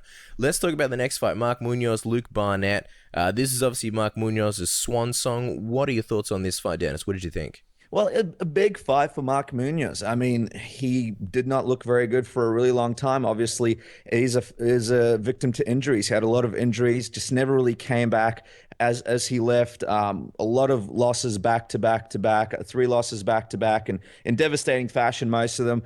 I was happy to see the UFC gave him an opportunity to go out against a guy like Luke. Luke, obviously, a great fighter, but not a top prospect himself. This was actually his 3rd loss against Mark himself. So not somebody that was, knocking on a title shot. Thought the fight was really, really exciting. I mean, it doesn't matter these guys weren't fighting for number 1 contendership. To me, they were fighting for a lot more. Mark was fighting for a chance to walk away from the octagon on a positive note, and Luke was trying to use Mark as a way to vault himself up in the contendership, or vault himself up into the rankings at least. And I thought Mark looked really, really good. I thought the fight was exciting. Luke took a lot of punishment, a lot of punches, didn't use his length the way he should have, but Mark was really the star of the show. I think everybody in Manila wanted to see Mark get a finish. He didn't, but I was really impressed with a lot of the stuff that he did. Obviously, he dominated Luke with the wrestling. I think Luke did get one throw on him, but a lot of great strikes thrown by Mark, a lot of good overhands thrown by him, and a lot of great, exciting moments. It was one of the fights of the day for me. I enjoyed it. I thought it was nice to see Mark go out on a positive note. Enjoyed his post-fight speech and the gloves in the middle of the octagon, and I thought Luke was a nice enough guy and incredibly tough at taking the shots. I think Luke needs to go back to the drawing board and really focus on a lot of the gaps in his game, especially using his length a bit better. He really shouldn't have let Mark get in so close and land those kind of shots. Should have really tagged him as he was coming in. I think Mark was just staying there near the end in the pocket. I think Luke was just, beaten physically and mentally by that point, and work a little bit more on his takedown defense. Obviously, he did stop a few of the shots that Mark had, but Mark really just dominated him. So if Luke wants to have some kind of shot in the division, just really needs to focus up on those areas. And obviously not a great look for him losing against a guy like Mark, who's had 3 losses in a row, but I think people will excuse him because it was Mark's last fight. Cass, what was your analysis on this one? Look, this is an interesting fight from the get-go, because normally when you watch a fight, you're thinking about 2 guys and you're wondering, where is a win for either guy going to take them? Are they going to be getting a title shot? Are they going to be breaking into the rankings? What are the possible future matchups for either guy? What does a loss do? And in this one, for 50% of this fight, you didn't have that. And of course, I'm talking about Mark Munoz. There was no case of him getting, in the top 10 or a title shot or anything like that. It was just a case of win or lose, it almost doesn't matter. Now, I'm happy for Mark because not only did he win, he had a great fight. He had a good performance. He got his post-fight speech there. And I have to stress, he got a win. Most guys who retire from the sport, whether it's MMA, boxing, whatever, it's very rare that they go out on a high note. he went out on probably the highest of notes possible. A win, dominant performance in his own country, and a very nice moment afterwards where John Anik basically just gave him the microphone. You know, when it comes to broadcasters, they never let go of the microphone. They just gave him the mic. He had his own moment, and it was perfectly contrasting to when Tito Ortiz retired from the UFC and Forrest Griffin pretty much crashed the party. Now, as far as the fight itself, I mean, Mark Munoz looked really, really good in the first round, and Mark usually does. Unless you're talking about fights like, say, Gegard Mousasi and Lyoto Machida, he usually looks really good in the first round. He started to slow down, though, in the second and third round. There were moments where you could see that Mark was gassed, and when the commentators were speaking about Mark Munoz trying to not shoot from so far away, it's something that he was working on. I feel like towards the end of the fight, that's exactly what he started doing. He was shooting from really far away. And to me, it sort of solidifies the point that it is a good time for Mark Munoz to be retired, regardless of his past performances. I do feel like it was still a really good fight. I do enjoy seeing Mark going up against the cage against taller opponents, much like he did against Kelvin Grove, and just, smashed him with really high-reaching punches and battering his opponents, and that's exactly what he did to Luke. The unfortunate thing is, what does this do for Luke? I mean, he was at one point an undefeated prospect, and, really looked like he could do good things in the middleweight division. Remember when he caught out Vanderlei Silva, and now it's 3 losses in a row. So I think this really hurts Luke Barnett. I mean, this is a guy that he recently got married. It looked like things were going great in his life, and now he's on 3 in a row. I mean, in theory, his next fight, if he loses, he could potentially be getting cut from the UFC, but all in all, probably one of the best moments of the card, seeing Mark Munoz get a nice win and such a nice moment afterwards. Yeah, absolutely agree with you. I mean, this has got to be a wake-up call for Luke. I mean, he's an incredibly nice guy, and he was very happy for Mark at the end there. But when he's walking back to that locker room, I mean, he's got to be asking himself, what do I have to do to improve? And the thing is, he's just a naturally gifted guy in the sense that he's got so much length. So one of the things I'd like to see him do is just use that length better in his next fight. I mean, he's got an advantage there. I'd really like to see him focus in on it. And yeah, he loses one more, I think he will get cut from the UFC, which would be a shame because he's a great personality and he's a great trash talker. The UFC could really use him for Europe. So I think Luke really needs to get back to the drawing board with this one. Watch the fight. I think it's clear to see in this fight with Mark all of the holes that he needs to fix up. And if he at least fixes a few of those holes up, really focuses on them for his next fight, I think there's a good chance he might still be with the UFC and get a win. But they might throw him an opponent that's winnable for him because I think they do like him. But either way, he's got to fix those holes in his game. And just before we move on, just a couple of notes on Mark. One, good on him for covering distance the way he did. I mean, he probably looked as sharp as he has in a long time. And the other thing, was it just me or did it look like Mark Munoz really tired around about the second round and the only thing that was carrying him in this fight was his heart?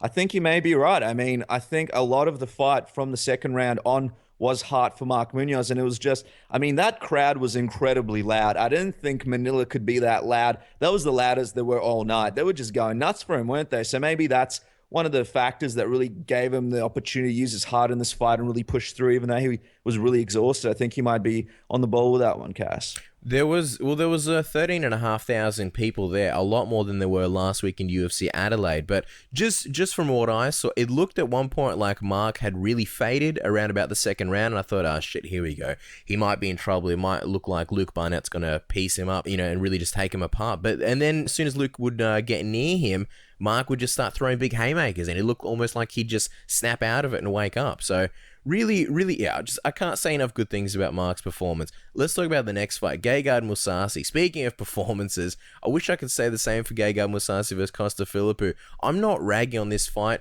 Actually, I'm not ragging on Gegard Mousasi. He did what he had to do. He was absolutely dominant. He completely took Costa Philippou apart. He had fantastic takedowns. I mean, for a guy who isn't a natural wrestler, and for considering Costa Philippou has actually pretty good takedown defense, the way he would just take him down to the ground effortlessly was incredibly impressive. I will say that I didn't like this fight. It wasn't fun. It wasn't entertaining for me. What did you think, Dennis? Yeah, agree with you. Look, from the sense of absolute domination, I think that, Mousasi looked great on the ground. really imposed his game plan, but I just don't think the people that were there watching the fights really got their money's worth for this one. I mean, he was very dominant, but it was an incredibly boring fight. And he's got so many weapons, but he said he wanted to have a smart game plan against Costas, who's a very dangerous boxer. I mean, it was a very long fight. Musashi looked great, but it just wasn't very exciting to watch at all. I mean, this is his second win. He did lose against obviously Souza in what was it in 2014. So he did get a TKO win over Dan Henderson. I'd like to see him in his next fight utilize all of the areas of his game. Obviously, he's a great striker as well. But look, if you can go out there and do it to Costas in a fashion like Musashi did, I guess hats off to you, Musashi. I mean, what do you think this does for Costas, though, Casper? What's next for him? He's had a bit of a rough run. He did win his latest fight before that against Lorenz Larkin. That was in 2014, May 10th. Now, over a year later, he gets a loss. What do you think? What does he need to do anything? Is there something he should be looking at? What should he be doing at this point in his career?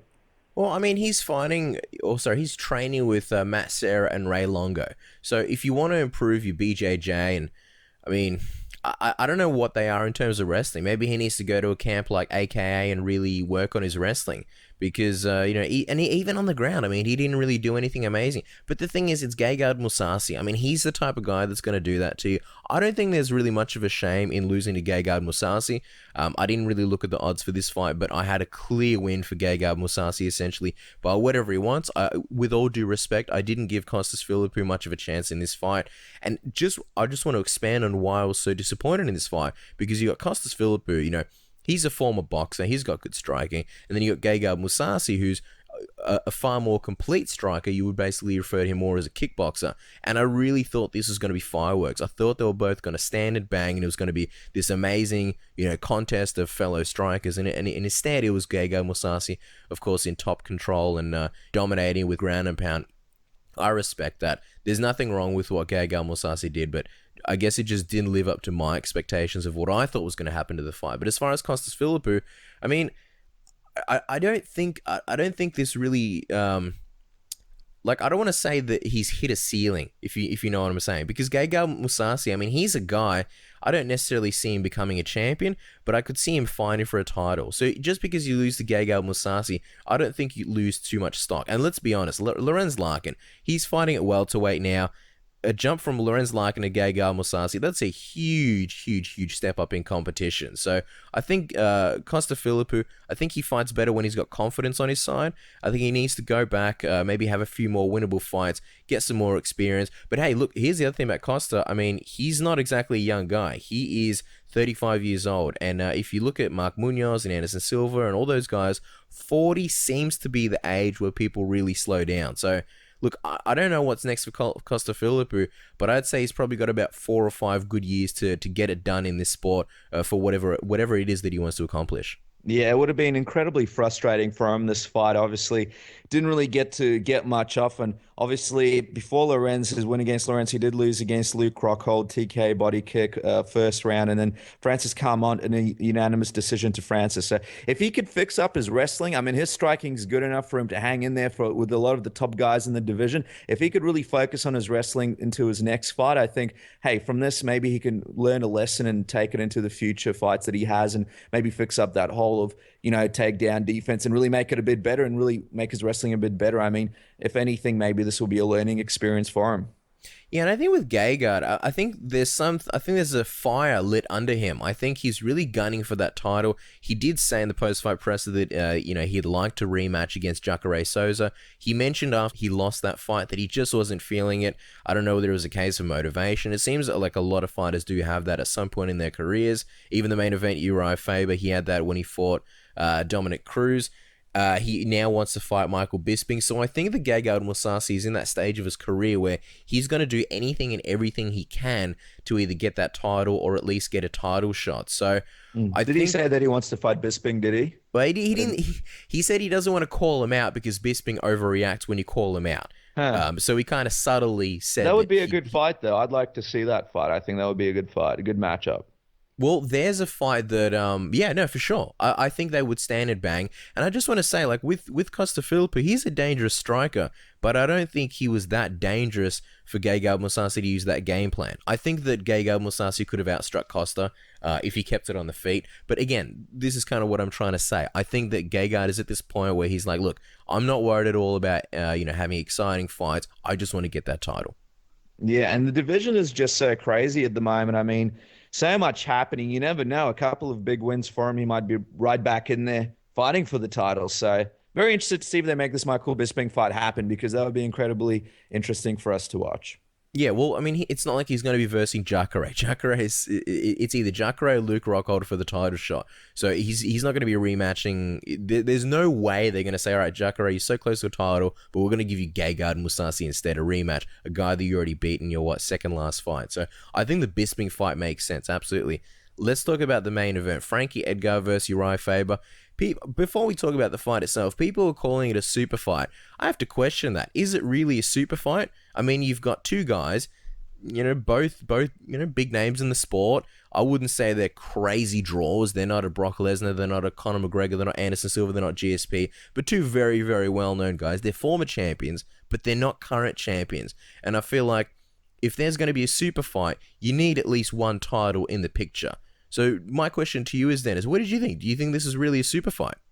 To me, it was a super fight, and I think it was only because back in the day when Uriah was so dominant, everyone would always be like, and then when Frankie came along, everyone would be like, hey, I wonder what it would happen if these guys got together and who would win in the wrestling battle and this battle. I guess nobody ever saw these guys verse each other, much similar to all the pro wrestling fans, WCW and WWE. People wanted to see like Bill Goldberg versus Stone Cold Steve Austin or Sting versus The Undertaker. I think in that regard, it was a bit of a super fight, but I think it was obviously, and a bit too late, years down the track, especially for Uriah. So I think for a lot of the diehard fans, a lot of the fans that have been around for a while, that were watching WEC and stuff like that, I think to them it was a super fight.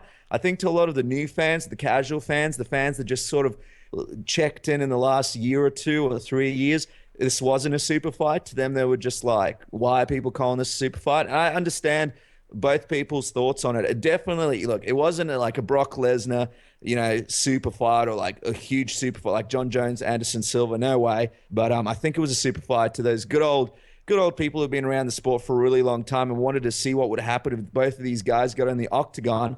And all in all, everybody was giving Frankie Edgar this fight. Armais Cass, you asked me, you thought, what did I think previously before this fight happened? I thought Edgar was going to destroy Uriah Faber. Nothing against Uriah. I thought he hasn't looked the same, in the last few years like he has in his prime. His last fight obviously wasn't that interesting. Didn't know what would happen. He was moving up weight to fight Frankie Edgar, a guy that's been so dominant. Looking at this matchup, Cass, were you like me and the other fans? Did you think that Frankie Edgar was going to win this one? Yeah, I definitely gave Frankie Edgar the advantage. But before I go any further, I just want to touch on that super fight. To me, I don't think there should ever be a grey area when it comes to super fights. I think it's either a super fight or it's not a super fight. And I think the epitome of a super fight is that even casual fans grasp how important this fight is. Take, for example, Mayweather-Pacquiao. I mean, the casual fans, the quote-unquote boxing experts were coming out of every cave, talking about what they knew and this and that. But the point being is that everybody understood just how big a fight it was. The casual fans didn't necessarily understand why it was so big, but everybody got it. Yep, this is a super fight. This is a big, important fight. And I don't think you can say the same thing about Uriah Faber and Frankie Edgar. Nothing against those guys personally. They're both great fighters. But to me, it was just a big fight. Like you talk about, for example, Conor McGregor versus Jose Aldo. I don't think that's a super fight. That's a really big title fight. Everyone's excited for it, but it's not a super fight. So then if you're going to look at Frankie Edgar versus Uriah Faber, and clearly there is not the same level of excitement as there is for, say, Jose Aldo and Conor McGregor, which isn't a super fight. Therefore, I hope I haven't lost you guys by now, but I don't think this was a super fight for that exact reason. And it's like Mike Tyson said about Mayweather-Pacquiao, how in his opinion, it wasn't a super fight because back in the day, or was it Dana White? I can't remember, one of them. But they basically said, look, it wasn't a super fight because this was just one of the only big fights left in boxing, and therefore people were calling it a super fight. Back in the day, you had Mike Tyson versus Lennox Lewis and all these other big fights, and they were just regular big fights. And now because you don't have fights as big, they're calling that a super fight. So before I go on a tangent and get off topic, I think Frankie Edgar versus Uriah Faber was kind of another one of those. You know, sometimes in the UFC you do have cards like for fight nights. I think the pay-per-views are generally pretty good, but for fight nights you don't really have big matchups. You know, sometimes you're seeing guys main event cards and you're like, really? These guys are a main event? And I think Frankie Edgar versus Uriah Faber was a true main event. It was a really good fight, but I don't think it fits the mold for a super fight. Well, look, it's probably a super fight for a couple of reasons in the UFC's eyes. Number one is, why would you match these guys up without having some kind of reason to? So super fight was just a marketing ploy they would have used to get these guys on board. And the second one is probably because they had to get Uriah to move up a weight class to fight Frankie, and they wouldn't usually fight each other. So they thought, look, we'll call it a super fight because it's something that wouldn't happen otherwise without us sort of getting him to do it. But yeah, look, I understand what you mean. I think that makes a lot of sense. And yeah, Conor McGregor versus Aldo, that wouldn't be a super fight. I think a super fight in my book is only a fight that would happen where a fighter moves from a different weight class or does something unusual for that fight to happen. To me, that's what classifies a super fight. Otherwise, it's just a good matchup in my book. But, going back to this fight, Cass, what did you think? Did you think that Frankie Edgar was going to be the favorite in this one? Did you think he was going to beat Uriah? Yeah, look, he's naturally at 145. Uriah hasn't fought at 45 for a while. I just think it's one of those cases where how can you go against Frankie Edgar? Like, he's been so dominant. I'm just pulling up his record now to see who he's faced lately. Just off the top of my head, obviously, he beat Cub Swanson. That was a really, really dominant victory. He blasted BJ Penn. BJ obviously being a shell of his former self, but regardless, he destroyed him. Even you go back a little bit further, Charles Oliveira. I mean, that was a really, really fun fight and a dominant performance. Meanwhile, when it comes to Uriah Faber, the one thing that sticks in my mind, obviously he's done a lot. He's achieved a lot in this sport, and he's looked fantastic for so many years. This was his first loss that wasn't a title fight. That's a huge milestone in his career. But against Francisco Rivera, Uriah Faber was losing the stand-up, regardless of how he won. He did get the bulldog choke in the end, and that was due to the accidental eye poke. I know that Uriah Faber wouldn't do that on purpose, but he was losing the stand-up battle. So just going off their last two performances, I definitely gave Frankie Edgar the edge. He just had clearly the more momentum going into this fight. But the way I looked at this matchup was that basically both of these guys, their strengths lie in their grappling. They're both fantastic wrestlers. Uriah Faber, he's known for his submissions. He's got great chokes. He's got great guillotines, rear-naked chokes. He's just a beast on the ground. And then you've got Frankie Edgar. I mean, he trains with guys like, Ricardo Almeida and Renzo Gracie. I'm not sure whether he trains with Matt Serra and Longo. I know they're sort of, on the same side, but, he's obviously fantastic on the ground as well. So I kind of thought, look, this is probably either going to be a fight full of mad scrambles and, who can get the best of each other on the ground, or they're going to cancel each other and it's going to be up on the feet. And I just thought, look, with Uriah Faber, he's got good striking, but what he really relies on is the big overhand right. He'll back up, he'll let his opponent chase him, and then he'll stop, he'll plant his feet, and then he'll fire off an overhand right. And I just thought Frankie Edgar's too smart to fall for that, and if Uriah Faber does do that, Frankie Edgar is just going to take him down. Now, it was a good fight. It was a fun fight. I wouldn't say I don't think it was an absolute blowout by Frankie Edgar. There was definitely moments where Uriah looked good. He did land that overhand right. I was actually surprised at times at how well Uriah Faber did, but all in all, another dominant victory for Frankie Edgar, and now he's really on that bandwagon of saying and making it clear that he deserves the next title shot, going as far as to say that Dana White owes him the next title shot. Before we get on to what's happening next, Dennis, what did you think of the fight? Yeah, just incredibly impressed with Uriah Faber. I'll be honest with you. I thought Frankie Edgar would be a lot more dominant, like you mentioned, going into this one. Faber looked great, light on his feet, good footwork, and didn't look like he gassed at all by the end of the round, and had some great moments of his own, some great scrambles, some great shots thrown. I mean, Frankie did have him in dominant positions on the ground, but that was expected. I thought he'd be a bit more dominant than that with Uriah going in, and surprised that Uriah looked so big, coming up a weight class. The commentators talking about how he was going to they thought he had the strength advantage and Frankie Edgar had the speed advantage, where usually it's the other way around when someone moves moves up from a weight class. Just a couple of things about the fight. Frankie Edgar did sort of slip and fall over a couple of times, and Uriah Faber didn't take advantage of those moments.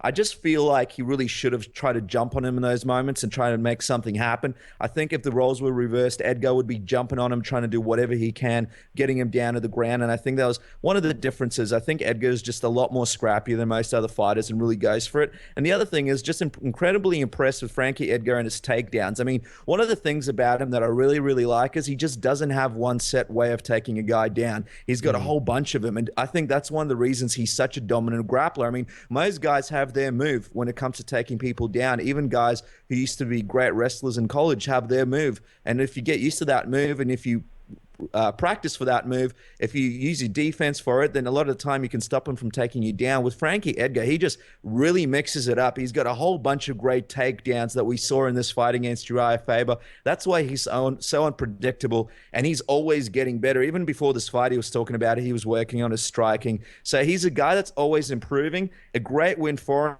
And yeah, it wasn't as one-sided as I thought it would be. So I got to take my hat off to Uriah as well. I still think he looked pretty good in that ring, especially at 36 years of age. Yeah, and it's also amazing that Frankie Edgar, I actually didn't realize that Uriah Faber was older than him, and I can't believe that Uriah Faber's 36. Jesus Christ. We've been calling him the California Kid for so long now, and he's got such a baby face. I can't believe that he's 36 years old. Frankie Edgar, meanwhile, 33 years old, and it's amazing that this guy has accomplished so much. He's a former lightweight champion, and he looks like he's going to be fighting for the featherweight title. This will be the third time he's actually challenged for the title, and more than that, I'm lost in how many times Frankie Edgar has actually fought for the title. But look, he's held the title once, he's fought for another title another time against Jose Aldo, and he looks like he's going to have another time to fight for the title belt. But the point I'm trying to make is, it's crazy to see this guy's accomplished so much, and he's still improving. He still hasn't hit his prime. Yeah, he's a great fighter. Very, very impressive. I remember when he first beat BJ Penn, he was a completely different fighter back then. Now, it's just a completely different ball game. I mean, now when he fights, he's just great in every area. So, obviously, I think he will get the next title shot. I doubt that he won't. And by all regards, I'm not sure who's going to win the title fight between Aldo and McGregor, but I think probably Aldo would beat him. We'll see what happens with that one. If he does, it'll be another rematch, and I wonder if he'll be able to do it, because if he loses to Aldo again, that's tough, man. That's a guy that you've already lost to. How many times has he fought Aldo, Cass? Was it once or twice that he's lost to him? Who, Frankie Edgar? Or yeah, he's lost Frankie Edgar. He's lost to him once already. It was an incredibly close fight. Loses to him again. Could be difficult for him. He could be in a Uriah Faber position where you're a dominant fighter, but you lost against the champ twice. But we're yet to see who's going to be the champion and who he fights. Obviously, if McGregor is the champion, does beat Aldo, I think that's a nightmare for McGregor. I cannot see a way that McGregor could beat a guy like Edgar. Edgar is just way too good. He's a really good grappler and a really good striker with really good footwork. Just wouldn't see a way that McGregor could beat him. Yeah, we'll see. I mean, McGregor would really have to keep him at bay, keep him at distance. But that's the thing. Frankie Edgar's got that crazy pressure. I think with Frankie Edgar, there's very few options left. I mean, you either give him the winner of Conor McGregor and Jose Aldo, or you... And before we started talking about this, I thought, man, give him the next title shot for sure. He's clearly earned it. But then the other option that I sort of thought of is, why not match him up in Chad Mendes? The only problem that I see happening is you've got two guys that are possibly future title contenders. You know, they could easily face Jose Aldo or Conor McGregor, even though Chad Mendes has already had two shots. I mean, the last fight was such a good fight. It was fight of the year. I wouldn't mind seeing rounds, what would this be, 11, 12, 13, 14, or 15. And then, you know, with Frankie Edgar, I mean, I could see him facing Jose Aldo again either way. But the problem is, if you make them fight each other, then you're going to lose one of those contenders. Yeah. And I think with the featherweight division, it's just at that point where you need all the contenders you can get, because Jose Aldo's almost cleaned it out, and I don't see him going to lightweight anytime soon either.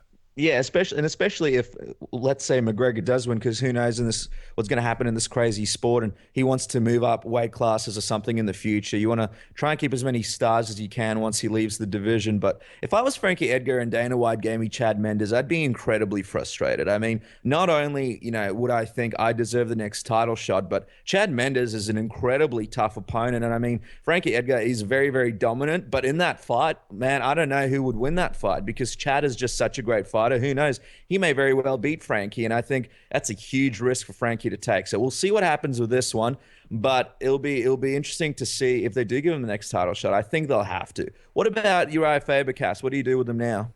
Well, I mean, it really depends on what Uriah wants to do. Does he want to stay at 145, or does he want to go back to bantamweight? I mean, you could always do a Francisco Rivera rematch. That fight ended in a lot of controversy. As far as the bantamweight goes, I mean, there's not really that many options. He's not interested in fighting Rafael Assunção. Look, Uriah Faber is coming towards the end of his career. Like we pretty much just discovered, he's 36 years old. I almost felt like that was a secret. That's how ridiculous it seems to me. He's 36 years old. He's not going to be in the sport for very much longer. I think you got to give him the fun fights. You got to do the fun fights. Now, I don't know what that could be, whether that's fun fights at 145 or bantamweight. He has said on his show the last time we spoke to him just how brutal the weight cut is to bantamweight. He doesn't enjoy it. And as we see, usually when fighters get a little bit older, they rather fight at a high weight class, kind of like Dan Henderson, where he fought, had a lot of fights at light heavyweight because he just didn't want to cut anymore. Even Vitor Belfort, I believe he did that as well, I think, against Dan Henderson. So my gut is telling me Uriah Faber's going to stay 145. It's not like he got, completely out. I think he still had the strength advantage. I think he lost based on speed and technique. So I think he can still, I think he can still, get in there with the best of them. I don't know. It really depends who he wants to fight. But I think showcase fights are what you got to do with Uriah Faber. Yeah, I agree with you. And, I guess he's just in a bit of a pickle with Chad Mendes being up there in the division as well. I feel like if Chad wasn't there, he wouldn't be going back down to bantamweight. He did look, like he said, he looked very, very good at that weight class. Still looked big and strong, but that was against Frankie Edgar, who's not the biggest guy. Here's a scenario that it's just in my head. It's a crazy scenario. If McGregor does lose against Aldo and they're looking for a fun big fight for him to have in a stadium, an island or something, and they're not sure who to put him up against, why not put him up against Uriah Faber? Now, he is a wrestler, and that may be a problem for McGregor, but he's slowing down. So he's not like a Ricardo Lamas or like a Chad Mendes. It'll be an easier way, an ease in for him to fight a guy with wrestling, and it would sell great. It could be another quote unquote, I suppose, big fight that UFC could put together. I mean, who knows what's going to happen, but I think Uriah and McGregor could be a fun fight. Oh, it's a super fight for sure. I'm just kidding. It's not a super fight at all. I'm sure they'd market it as a super fight. But no, you're right. Absolutely. I think if Conor McGregor does lose, they will want to put him on a fast track, depending on how the fight goes. I mean, if he gets brutally knocked out in the first round, or it's a really dominant performance by Jose Aldo over 5 rounds and just completely beats the tar out of him, he may not be fighting for the title against him. But I think, honestly, the UFC will want to fast track him to a title, and I think a fight against Uriah Faber, that's an intriguing matchup. I still feel like it's hard to predict things about Conor McGregor, because I still feel like we haven't seen that much of him. Even in his last few fights, there's been glimpses of brilliance. There's also been gaping holes exposed as well. So, I mean, we just have to see how this fight against Jose Aldo goes. But honestly, I think it's too early to predict how a fight between Uriah Faber and Conor McGregor would go. But no doubt it would be a fun fight. And I believe Uriah Faber has said that he's willing to go down to Ireland and fight. So for sure, why not? Whether you're doing a pay-per-view or a fight night. If it's a fight night, that'd be a great main event. If it's a pay-per-view, then it could be a really good co-main event. Yeah, and I mean, the last fight, obviously, for Uriah Faber that we'd like to see is that fight with Dominic Cruz. That's when he comes back in. So still a couple of fun fights left for Uriah Faber. And, the thing that people don't know about him, and we do know because we've worked with Uriah before, he's come on our show a number of times, is he's a great promoter. He's a consummate professional. So I think the UFC loves working with guys like that, especially with name value. So they'll find something for him to do. Oh, yeah, for sure. All is good in the hood of the UFC and Uriah Faber. and the Funky Bunch. Listen, I think that's enough from us. This show is almost at the 3-hour mark. I feel like Fight Night Manila, where we're going 40 minutes overtime. I hope you guys enjoyed it. We will definitely be back next week. We'll get some awesome guests for you. As always, don't forget to follow us on Twitter at SubmissionAUS. If you're checking us out on YouTube, don't forget to subscribe. Thank you so much for all your awesome comments. If you haven't done so already, check it out. We've got so much. We've got a ridiculous amount of content on the YouTube channel from UFC Adelaide, and afterwards, we, of course, they are up now, but after the actual event, we put up some interviews with Ray Sefo, Jessica I. We got an exclusive with Stipe Miocic post-fight. There's a brand new technique of the week, and there'll be a new one coming this Wednesday and every Wednesday. There is so much stuff coming on there. And a big thank you to our guests, Elias Theodorou, John Makdessi, and of course the champion himself, TJ Dillashaw. Dennis, before we put a bow on it, any final words to the fans? Yeah, well, I got lucky. I saw two movies that people are saying, quote unquote, will be movies of the year. One was with UCAS over in Adelaide, Ex Machina. Great movie. I agreed with the critics. I think everybody needs to check it out. Wasn't something that I usually watch, but I was really, really happy that I did. A different perspective on a type of movie I haven't seen in a while. So, guys, check that out. Second movie I watched was Mad Max. Got rave reviews on Rotten Tomatoes, which is the bar that I usually look at before I watch a movie. And I didn't agree with it. Look, I'm not a long-time Mad Max fan, so maybe that's what it was. But I didn't enjoy it. I'll have to give it 2.5 stars out of 5 and say that I don't think it's one of the best movies of the year. Bold statements from Dennis himself, guys. We'll be back next week.